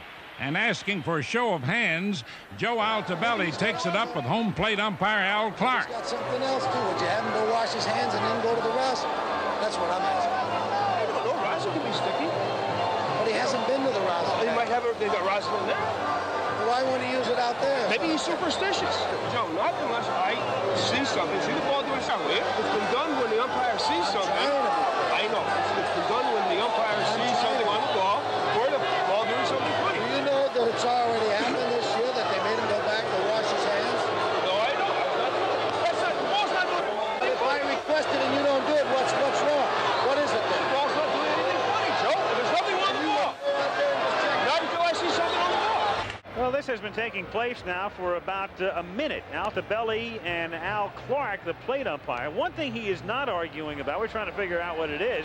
It's not balls and strikes or he'd be gone. It's something else, Earl. Well, it's not balls and strikes. Clark's doing a real good job. It could be Carlton's position on the mound, whether he is not pitching from in front of the rubber, but possibly on the side. And we'll be able to get a look at that when Carlton goes on the mound. So Altobelli has had his say. And a reminder on Monday night, Washington against Green Bay on Monday Night Football. So the Super Bowl champs against the Packers at 9 o'clock Eastern time. Redskins, of course, off to a great start at 5-1. Pack 3-3. Al Clark, by the way, the plate umpire, is the son of a longtime Trenton, New Jersey sports writer. His dad is here covering the World Series. So we can't figure out what the argument was. If we're looking for a scoop, you know who's going to get it anyway. The Trentonian. Perez will lead off in the bottom of the 6th as Sammy Stewart starts to throw in the bullpen because Altobelli has to look ahead to Palmer coming up as a hitter, and he's due to bat 4th in the 7th inning. Tony Perez takes up high. Again, for anybody who tuned in late, Pete Rose, the big story before the game tonight, not in the lineup. His place taken by Tony Perez, his great and good friend and longtime teammate. There's Pete, who has spent a good part of this season in that position right there. While he was obviously hurt and anguished, I thought he handled himself with dignity. 3 balls. Not bad at all, Howard. 3-0 the count. And now 3-1 on Tony. Thought there might be a possible pinch hit situation here. But Paul Owens might be looking on later in the game when Tippy Martinez would come in, a left-handed reliever, and he'd still have Tony Perez up. 3-2. Interesting. Here we are. Good point. Yep. Here we are, 1983. Go back to the 1970 World Series. Jim Palmer was facing Tony Perez 13 years ago. Baltimore against Cincinnati. Tony had a terrible series that year. Of course, that's the series that everybody will forever link with one name, Brooks Robinson. That's a... Oh! Robinson does it again! Brooks Robinson making another phenomenal play at third. Brooks says they don't remember I made a hero of Ron Swoboda. That was 69. I remember it well. To right center, which has always been his power zone, but Shelby has great speed. Perez has made a whole career out of hitting doubles to the gap in right center, but Shelby got a great jump on the ball and hauls it in. And you can see why he's their center fielder of the future, the heir apparent to Bunbury. Yeah, he went an awfully long way for that ball. Full speed. He's a real good outfielder with an outstanding arm. And someday might hit with some power. Gary Maddox 0 for 2. Up high for a ball, 1-0 the count. One hopper fielded by the shortstop Ripken, and he gets him. Not an easy play. That ball was hit hard.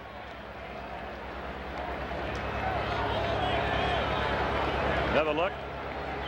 Get to see it again. Those ones that are hit right at you and right in front of your feet are some of the toughest in baseball. Cal Ripken Jr. handled himself well.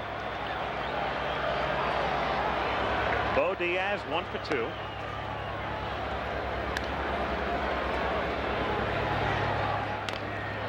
Half swing chopper going to be a tough play for anybody, and it's Ripken, and he can't come up with it.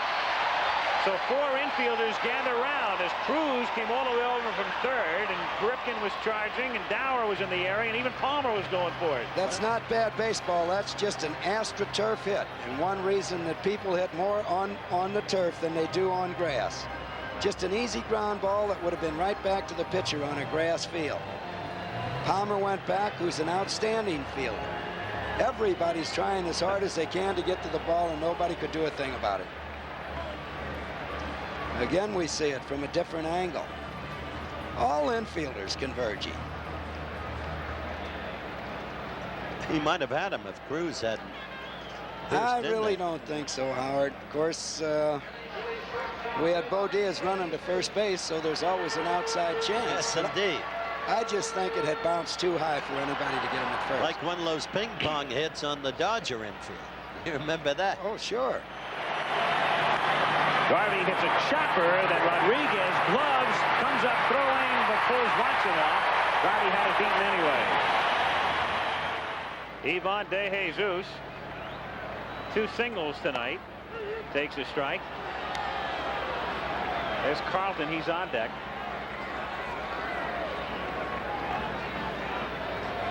Palmer knows that Carlton's a good hitter. In the dirt, that gets by Dempsey, and Diaz will go to second. So now you've got first base open with De Jesus at the plate, and the count 1 ball and 1 strike, and what's scored a wild pitch. And now he'll become a little bit more careful with De Jesus. It's a changeup. Was meant to be a changeup that more or less just stuck in his fingers. Here comes out the belly now to what, Earl? Ask Palmer if he'd rather pitch to Carlton than De Jesus? That's exactly right, and that's what I'd be doing in that situation. You've got an experienced pitcher who knows what he wants to do. Joel makes sure in this situation, though, that Palmer doesn't go right down the middle.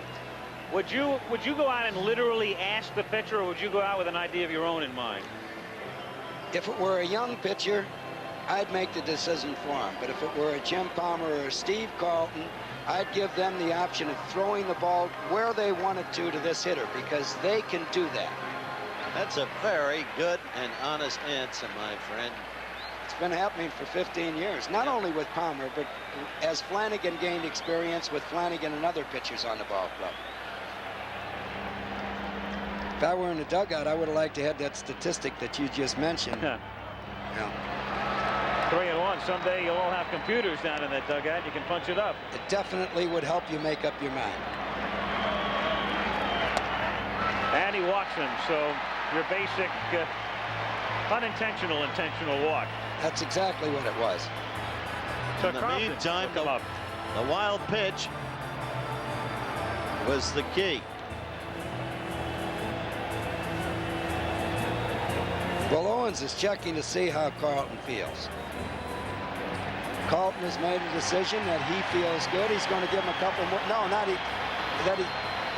What Owens was asking him really is, how do you feel? We've got a chance to get some runs. Carlton says, I can get him out for another couple innings, possibly the rest of the game, and that helped Owens make up his mind. So Steve Carlton, who is 0 for 2, has grounded out twice. Good hitter through the years. Doesn't get cheated at the plate. So again, another future Hall of Fame matchup. Palmer facing Carlton. Up high, ball 1. Speed gun's been clocking Palmer, by the way, at about 84, 85. So he's in the mid-80s tonight. Looks faster than that, you know, Al? From up here he does, yeah. He does look a lot harder than that, but really the speed isn't what gets Palmer by. It's that little hop on the ball. But he's lost his poise right now. This is a man he wants to get. He don't want to go by the pitcher. He don't want to go by Steve Carlton. He's got to go after him. Palmer, who has won 3 Cy Young Awards, pitching to Carlton, who's won 4, and the count 2 balls and no strikes. And lefty got the green light, 2-1. Right there, that gives you an idea of Owens' awareness of Carlton's ability to hit, and especially to hit the long ball. 2 balls, 2 strikes to count. Palmer and Eddie Murray have a pretty good pickoff play between them at first base with men on first and second. If the count goes to 3-2, it would mean that the runners might be running, and they have an outstanding pickoff play in that situation. And Steve Carlton strikes out. So Palmer lives dangerously, but comes out the winner in the 6th. And at the end of 6, the score remains Phillies 2, Orioles 1. In the bottom of the 6th, the Phillies are looking to increase their 1-run lead, and with 2 out, Bo Diaz is at second, Ivan DeJesus at first. Baltimore's Jim Palmer has been on in relief since the 5th, and Steve Carlton is due to bat. Go ahead and hit.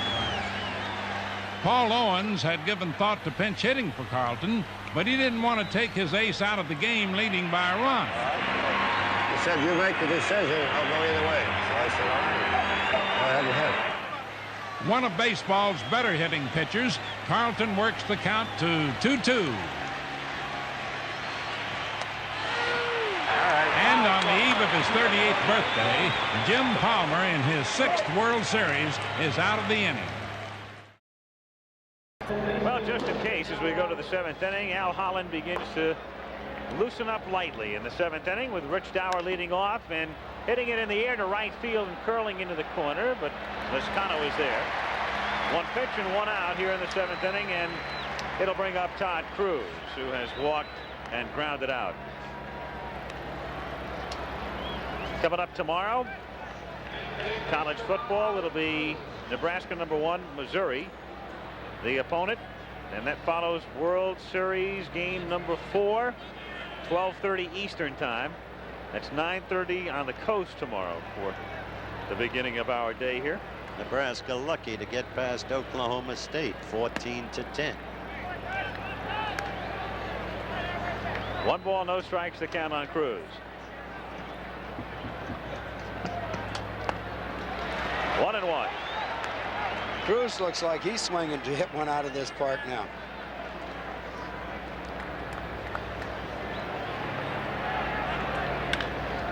Schmidt, he's right there this time. He's in the 3rd and throws him out.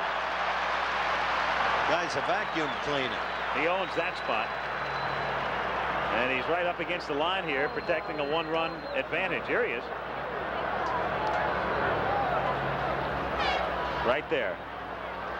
He knows how to play that dirt part of that turf. Yeah. Which is strange for players who don't play there all the time, play on artificial turf all the time.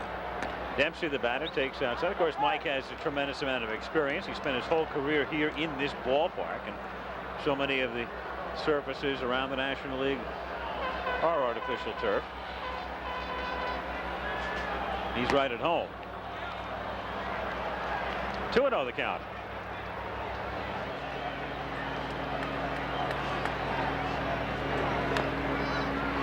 Now the count is full. 3 balls, 2 strikes. You get an education watching Carlton pitch. Fastballs away, sliders in and down. The man is the greatest. Crowd noise building. They want to see strike 3. He has struck out 7 so far. And that's drilled to the gap in left center field, and Maddox will have to play it off the wall on a hop. Plays it perfectly, and Dempsey has another double. That little tiger can drive you crazy. Look at him. Most deceiving man with a batting average you'll ever see. Into the 3rd game of the World Series. He's got a few votes for most valuable player. Oh, you're back to that. We got a long way to go. A long way to go. Little tiger, huh, old Dempsey? Oh, you got to get the Lions mad at you now. Dempsey at second. He has 2 of the 4 hits.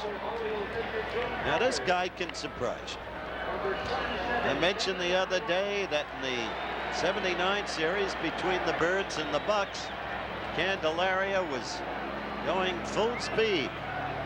There's Osteen going out to talk to Steve, see how he feels, whether or not he's weary. And Ayala blasted Candelaria. You remember it well, Earl. Home run. Yes, I do. And Holland in the pen. And what they're talking about on the mound right now is their scouting report of Benny Ayala, whether they should throw him breaking balls or whether they should throw him fastballs. The scouting report is that he's a poor hitter. Who can hurt you with one swing of the bat. That's right. Because Benny can go deep. You just mentioned that, Howard. But Benny Ayala is a fellow who's not afraid to walk up to that plate and look for the slider on the inside half and give Carlton all the fastballs he wants to throw at times.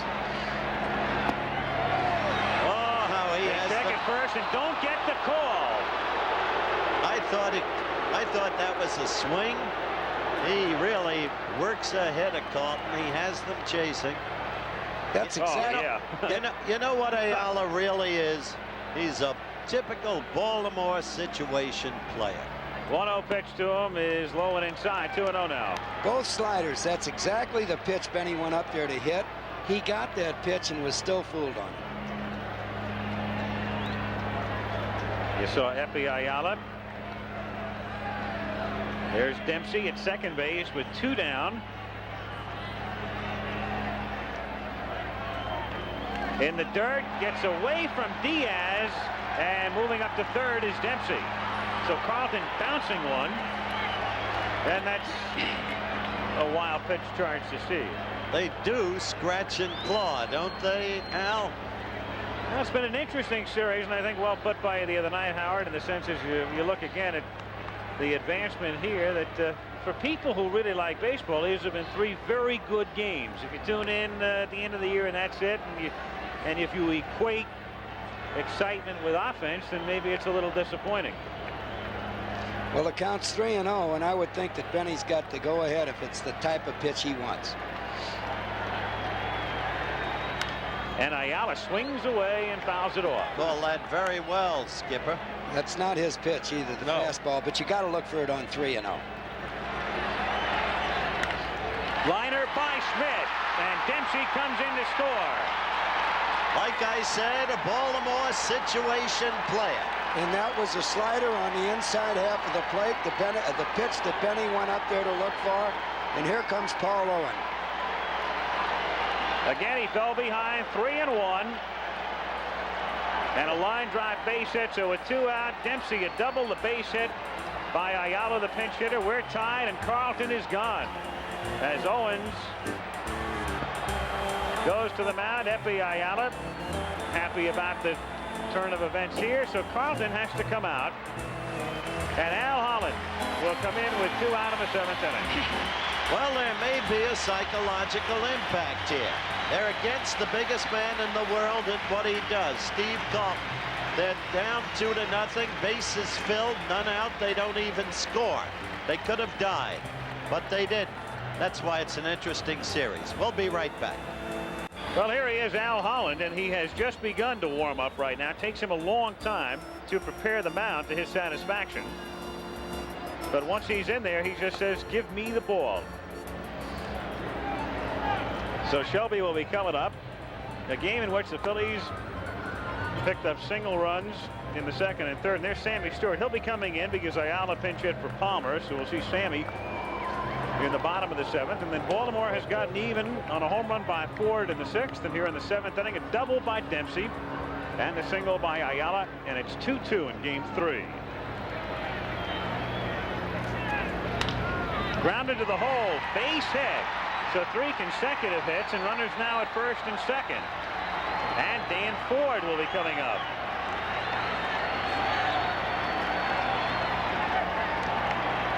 Ford's a good fastball hitter, but I don't think Holland's going to change his pitching pattern. He never has. Ford has grounded out, walked, homered. One other thing about Holland, as far as base runners are concerned, the Phillies will tell you in the infield, when he's in there, he doesn't pay very much attention to him. He says, give me the ball. It's me and the batter. He's the fellow who told George Foster earlier this season, get in the box, after Foster had homered against him. Strike on 1. He was after that first fastball, but that had something on it. He was looking for it. Against a pitcher like this, Ford will normally hit to right or right center.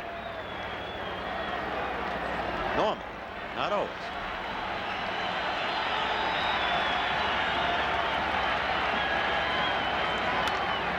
One hopper hit sharply off De Jesus' glove, and Ayala rounds 3rd, and he will score. So the Orioles lead it by a score of 3-2. Ivan may have started to come up before he had it. Hard hit ball that was hooking, and not an easy play, but a play that Ivan De Jesus usually makes. Dan got the bat around on this fastball, hit it hard. You can see it hooked right on that picture there. He got down in front of it and tried to block it to keep that runner from second base going in, but just couldn't handle it.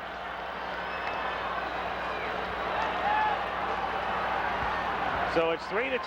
We'll wait and see how they score it. And with 2 out, 2 runs in, and Ripken is the batter. It's an error. They have given De Jesus an error on the play.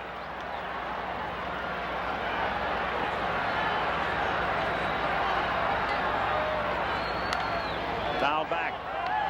There have been shortstops I've seen play in the major leagues that didn't want any part of that ball. De Jesus tried to get in front of it, tried to keep it in front of it, just couldn't do it. Especially on AstroTurf. So the crowd has been quieted down now by the circumstances in the 7th inning, which started innocently enough, the first 2 men going out. In the air to center field, and the Secretary of Defense Maddox is there to wrap up the inning. But a fruitful one for Baltimore as they get 2 runs, 3 hits, a big error, and a couple left after 6.5 at the bench. It's 3-2 Orioles. Back after these words from your local stations. In the 7th, it's Baltimore's turn to threaten. With 2 out, Rick Dempsey has doubled. Anticipating the pinch hitter, pitching coach Claude Osteen goes to the mound. I just want to make sure we got our wires straight on this guy. Dead fastball hitter, right. You're going to go break yourself on him, right? All right, let's go hard. You're going to throw your fastball and move him back off the plate. Pinch hitting for Jim Palmer, Joe Altobelli sends to the plate right-handed Benny Ayala. And after a wild pitch moves Dempsey to 3rd, Ayala delivers. Rick Dempsey's run ties the game at 2. Looking to his bullpen, Paul Owens makes the decision to remove Carlton from the game. Owens then calls upon the man who was so effective in Game 1. Double two. Two out, man in first. But the Orioles proceed to put another man on base, and then up comes Dan Ford to face Al Holland.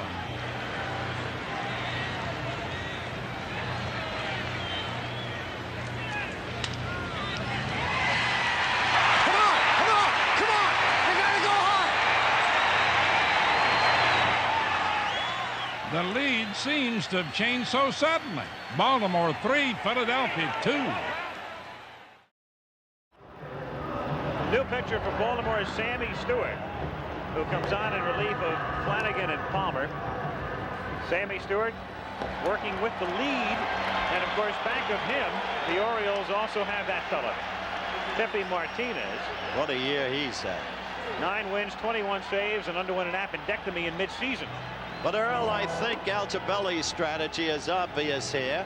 They've got a substantially right-handed hitting lineup now. Put in Stewart and force Owens to make the moves to bring up the Greg Grosses of the world. They're going to be putting a uniform on you and put you in the dugout to do some managing here. You're going to get the Cubs job or the Cleveland job or some job. I don't want the Cubs job, and they wrote in New York, you were getting the Cleveland job and part ownership. But I had dinner with Gabe Paul and Phil Segui last night, and they never heard of the story. They probably never heard of me. By the way, there's a delay here because there's a fan on the field, and we're not going to show it. They'll get him out of here in a second, and we'll get underway.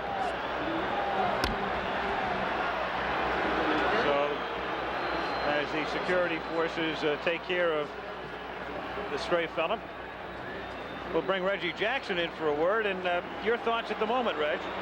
Well, right now, I think the Baltimore Orioles have shown that they're going to stick with it. They're going to hang in there. You don't get to a World Series by not really playing well all season long. They've had a tough go trying to score runs. Eddie Murray has had a tough time, as we all know. And the nice thing about it is that Baltimore bench, that so-called Baltimore Magic, has seemed to have risen to the occasion. Steve Carlton sailing along, and all of a sudden, a few base hits, a walk here and a walk there. And the fear of facing Steve Carlton when he's on a roll is what Baltimore's after right now. Rich, that's typical of the Baltimore team's character. It took Rick Dempsey with 2 outs to start the thing going. And that Tiger is always in there. Well, that's the Baltimore situation player, which you talked about in the very first telecast, Benny Ayala.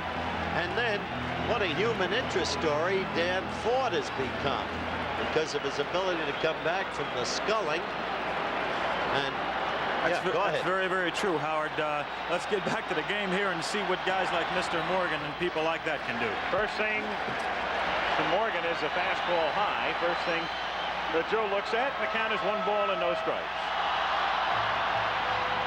Foul back, and the count is 1-1. Morgan, Lizcano, and Schmidt are due up. Sammy Stewart had a great second half. And Ray Miller, the pitching coach, told me before the ball game that Sammy was now getting the 4 of his pitches over the plate. He throws the ball 90 miles an hour. He's got a good overhand curveball. He's got a slider and a decent enough change to keep him off stride. 1 ball, 2 strikes the count. Morgan with 2 home runs in the series. He's 4 for 11 in the series, and that pitch just misses. 2 balls, 2 strikes on Joe.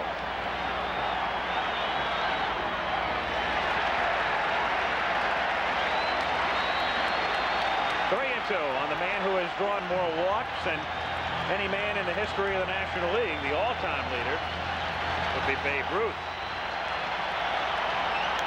Morgan pops it up in foul ground and back out of play. Paul Owens, at the age of 59, came down from the front office to replace Pat Corrales. A tremendous hand when he was introduced tonight. 12:30 Eastern Time tomorrow. And Morgan is aboard. So the decibel count begins to build as the Phillies get the leadoff man on. Morgan draws the walk. And Sixto Lizcano is the batter. It's interesting in the sense the Phillies have been platooning in right field. Now they've got a right-hander in there. 7th inning. He could think about LaFay, but he opts to go with Lizcano. Well, I think Lizcano will be bunting here. That gives him Mike Schmidt coming up and the hot hitter Gary Matthews. Picture of the infield from high in a double play depth. Morgan, who still can run it at the age of 40. 681 lifetime steals and 18 this season, and he was caught only twice. And he was hurt a good part of the year. That's bunted in the air and back over the screen. Morgan had an excellent lead then, Earl. Did you notice he had that right foot out on the AstroTurf? From the roof here, we'll watch if the Orioles have a play on and how the defense. Cruz should be charging. He is, and it's fouled away again, so it's 0-2 now on Lizcano.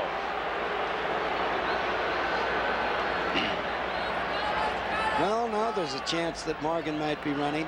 Try to stay out of the double play. And it's strike 3 called.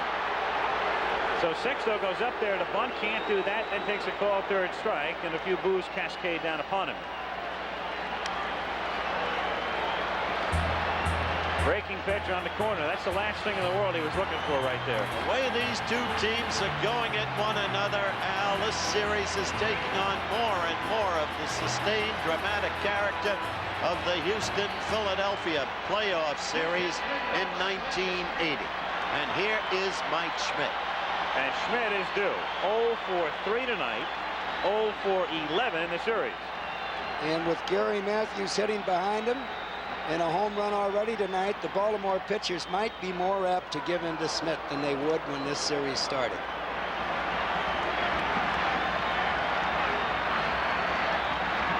Morgan goes, gets a good jump, it's high, throw down a second, and they get him. And there is the arm of Rick Dempsey, because Morgan got a pretty good jump on Stewart, good enough to normally steal second base. And Dempsey saw is right there.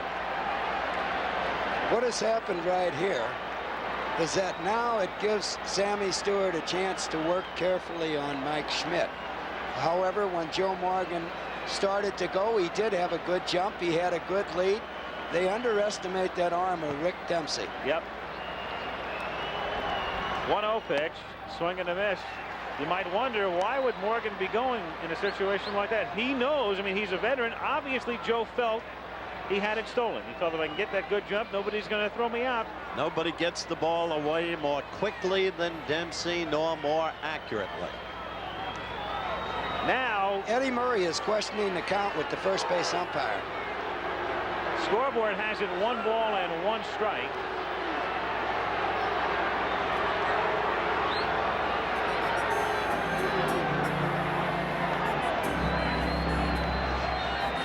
Out the belly.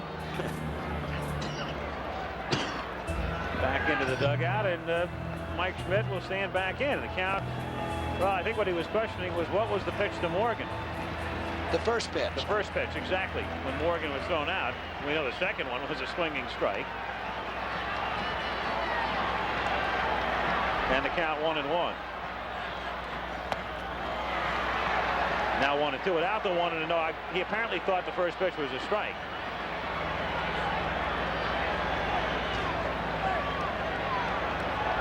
Morgan has good power to right. When he goes to right, there's a chance that the ball might go out the ballpark.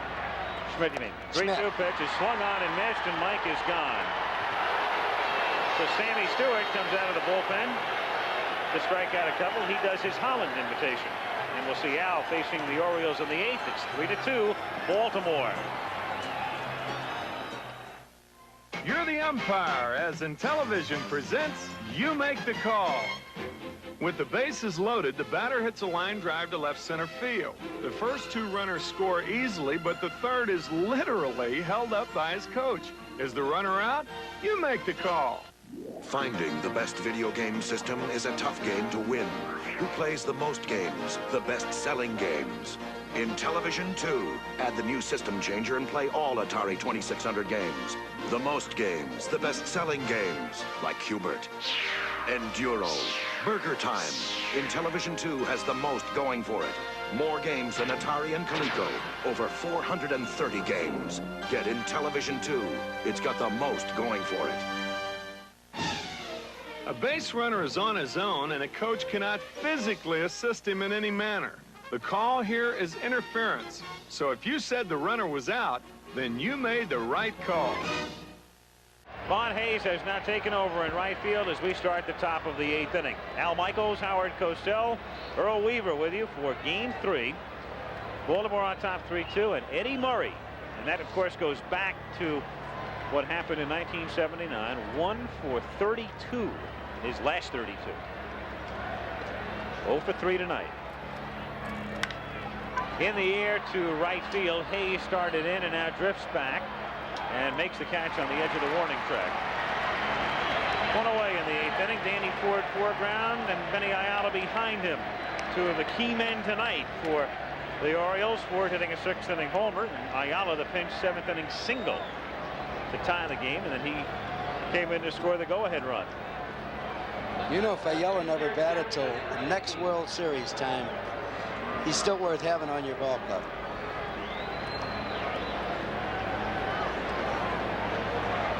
Renicky is 0 for 3. 1-0 the count. 2 balls, 2 strikes, the count. From the Goodyear Blip, Veterans Stadium. Packed, of course. See the spots on the field, the dark spots, the rain last night, a lot of rain. We would have had a rain out for Game 3 last night as Renicky goes down swinging. This game still has a long way to go. And wouldn't it be ironic if we saw Pete Rose in the role of a pinch hitter, benched tonight, openly anguished by it and embarrassed, if we saw Pete Rose tonight in the role of a pinch hitter getting the big hit? Well, it happened quite often down the stretch in the regular season.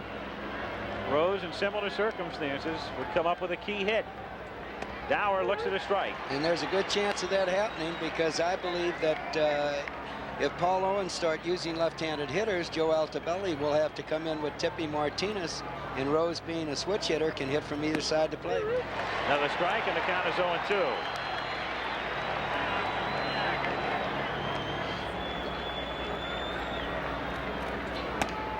And he strikes him out.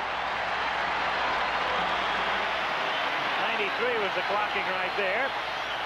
So Al Holland is in normal form, and at the end of 7.5, 3-2 Orioles. Here's your chance to get the official 1983 World Series program, a collector's item commemorating the 80th Fall Classic. Send check or money order for $4 to World Series program, Post Office Box 9800, St. Paul, Minnesota 55198. Please make checks payable to World Series program and allow 6 weeks for delivery. That's World Series program, Box 9800, St. Paul, Minnesota 55198.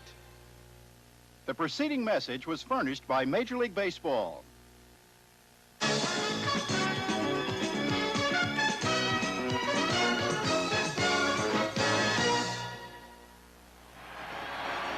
Gary Matthews coming up, and the crowd cheering as Gary approaches the plate because of this second inning. Mike Flanagan was the Orioles starter, and Mr. Matthews did this for the 4th time in postseason play. Hit a homer. So here he is to lead off now in the bottom of the 8th inning against Sammy Stewart, and he looks at his strike. He'll be followed by Perez and Maddox.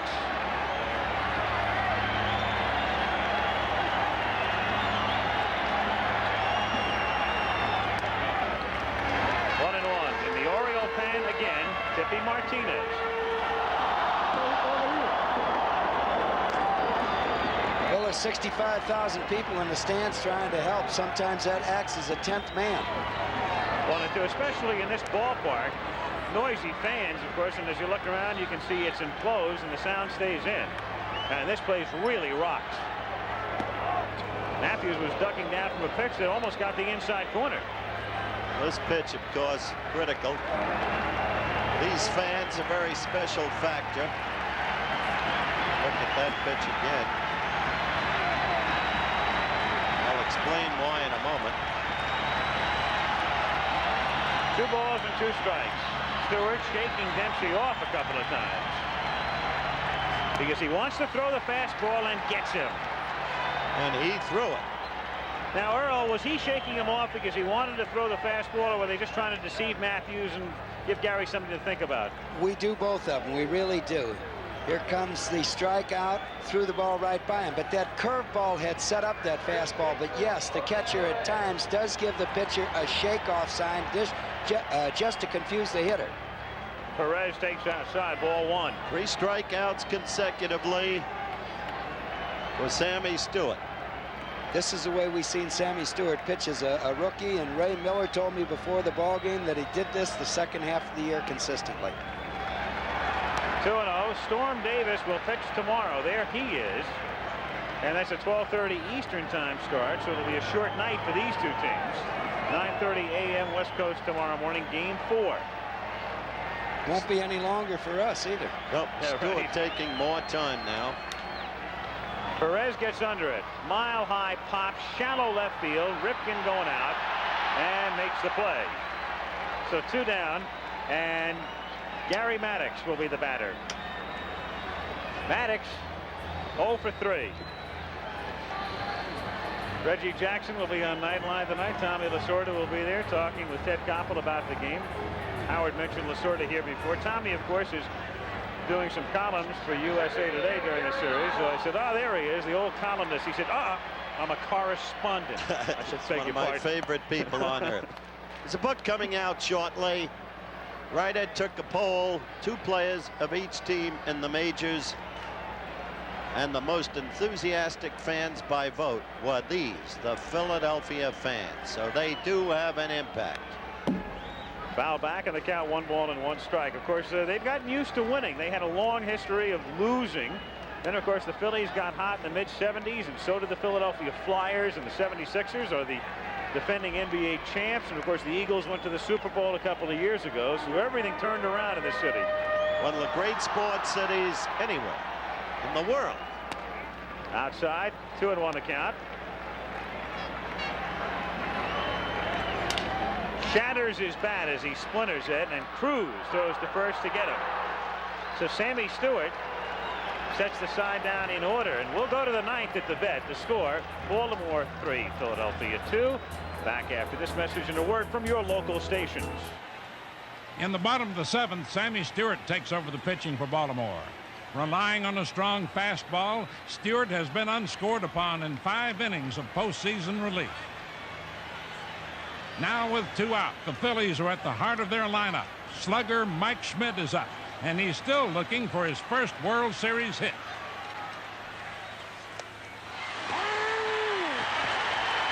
Those Philly frustrations continue into the 8th inning as well, as Stewart marches through the order, protecting Baltimore's 1-run lead. So we go to the 9th inning with Todd Cruz to lead things off. Then Rick Dempsey, then Sammy Stewart, who figures to hit for himself the way he's going.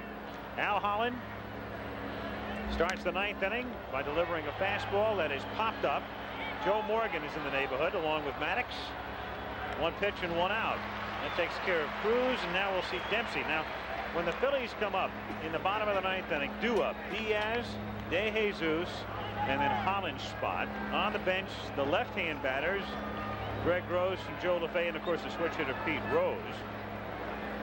Right-hand hitter Bob Kinnear. As you look at Dempsey, who has 2 doubles tonight. But I suggest that up to this moment, Dempsey is the hero tonight. Well, he doubled in the 5th inning. That didn't lead to anything, but then he doubled in the 7th inning, and that got him started. Coming in to score on Ayala's base hit. Earl, I don't understand why Owens hasn't made a move yet to bring up some of those lefties. The only thing that you can think is that he does not want Tippy Martinez in the ballgame. Tippy's been up, loosening up ever since Stewart came in. 0-2 the count. By the way, if you're wondering about Von Hayes in right field, taking over in the last inning, word on Liscano. Remember you saw him in a little bit of agony after he tried to bunt in his last time at bat. A little contusion on the hand, and thus he's out of the game. And that's that for Rick Dempsey. What a pitch. All through the series, each time a pitcher's come in, he's looked better than the pitcher before, and we've seen some outstanding pitching. So here's Sammy Stewart.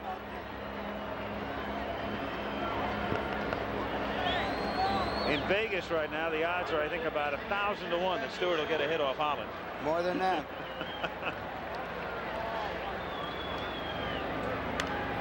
Not a bad swing. But if they were more than that, you'd have to give it a shot. Right. No, absolutely. I'll still never understand the Giants trading this man. Along with Morgan. In that deal, they picked up, among others, Mike Krukow and Mark Davis. 0-2. There's Edward Bennett Williams, owner of the Baltimore Orioles. He's a remarkable man. You have no idea of how tense he is during a game. That's true. Well, his heartbeat will jump a couple of notches as the Phillies will come up in the bottom of the 9th inning. His Orioles are on top as we've played 8.5 in Game 3 of the 1983 World Series. Orioles leading 3-2. Gorgeous shot of Veterans Stadium, and LaFay is going to lead off in the 9th inning, and Altobelli is going to the mound. LaFay has been announced as the pinch hitter for Bo Diaz. Now he's got Tiffany Martinez in the bullpen, and that's something you rarely see. An inning begins with a pinch hitter being announced and the manager going to the mound. You almost never see that. Well, it is rare, but I've seen it happen before. And that's what Altobelli was waiting for, the first left-handed pitch hitter. And it's a gutsy move.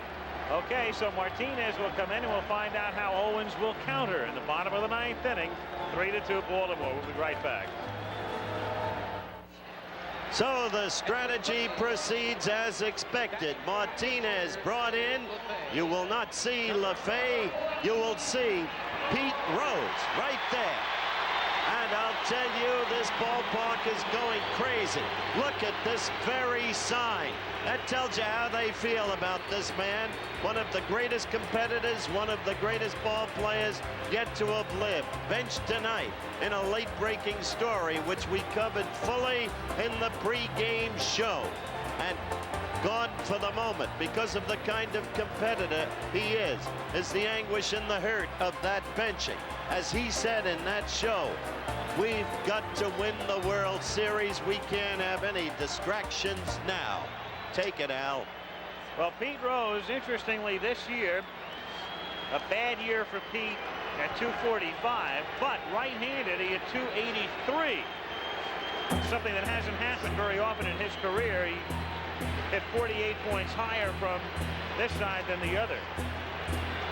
And he's 8 for 22 during the regular season as a pinch hitter, so he may not love this role, but he's adjusted to it rather well. A strike, 0-1. Tippy's been Altobelli's bread and butter man all year, and I feel he couldn't wait to get him in. Sammy Stewart had been throwing the ball excellently. It's a gutsy move, but a good move by Joe Altobelli. No question. And that's another strike to Rose, and so the count is 0-2. Martinez, you'll recall, pitched the pennant-clinching game in Chicago last Saturday, and what a performance that was by him as Rose fouls it away. That reminded everybody of Don Stanhouse. He was in trouble all the way down the line and then waited, exactly, and they hit the home run, and they won 3-0. Meanwhile, there is Pete Rose, who finds a way to beat you more often than not. Low. And has for so many years. There's Pete's son, as absorbed with this situation as his dad. And 65,000 others are. Again fouled away. 1 ball, 2 strikes, count holding. Pete brought his son, Pete Jr., in from Cincinnati for the weekend series.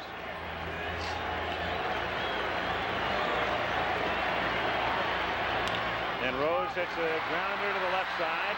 Cruz over to first. So Pete grounds out, and there's 1 down here in the 9th inning. 1 away. And Devon De Jesus, the batter. He's had a perfect night. And he won't even, he will come up with Ozzie Virgil now coming out on deck. I don't suppose there was a time in Pete's career when he more wanted to get a base hit because of tonight's circumstances. But Martinez equal to the occasion. That's the truth, Howard. There's no doubt about that. 0-1 to count.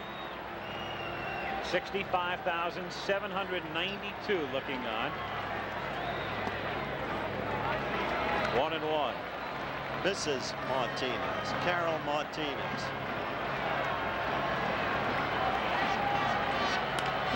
In the air to right center field. Shelby going back and makes the play at the edge of the warning track. To De Jesus, who does not really have a lot of power. He's got track power, as they call it. Hits one to the track. 2 down. So now it will be Ozzie Virgil, the backup catcher, and a man who won a very dramatic game against the Giants in early September here with a 2-out grand slam home run in the 9th inning. And the scouting report on Ozzie Virgil is a fastball hitter. They say he looks fastball almost every pitch, and I doubt it very much if Tippy Martinez throws him a fastball in the strike zone. And the grand slam home run he hit that you mentioned, Al, against the team that his father played for. His dad, former Giant and now a coach at San Diego. 1-0 the count. Joe Altobelli, his club is 1 out away from going up 2 games to 1, and he sends Storm Davis tomorrow against John Denny. 12:30 Eastern time. Chopper to short. Ripken waits, throws to first, and the Orioles take the lead in the series. Tippy Martinez and Sammy Stewart out of the bullpen to preserve it as Philadelphia takes the early lead, and then Baltimore comes from behind to win it. Earl, I don't suppose from Baltimore's point of view there could be a bigger victory. They beat mythology in Steve Carlton. They seemed beaten when they didn't score with the bases loaded and nobody out. And Eddie Murray had failed them again. But they did it. It was an outstanding ball game, Howard. We saw one of the better World Series games, and now Baltimore leads 2-1. And in the 9th, as far as the Orioles are concerned, it all comes down to one word. Tippy Martinez, the Orioles' top reliever, has come on to stem a possible Philly uprising. And with 2 outs, Martinez faces pinch hitter Ozzie Virgil.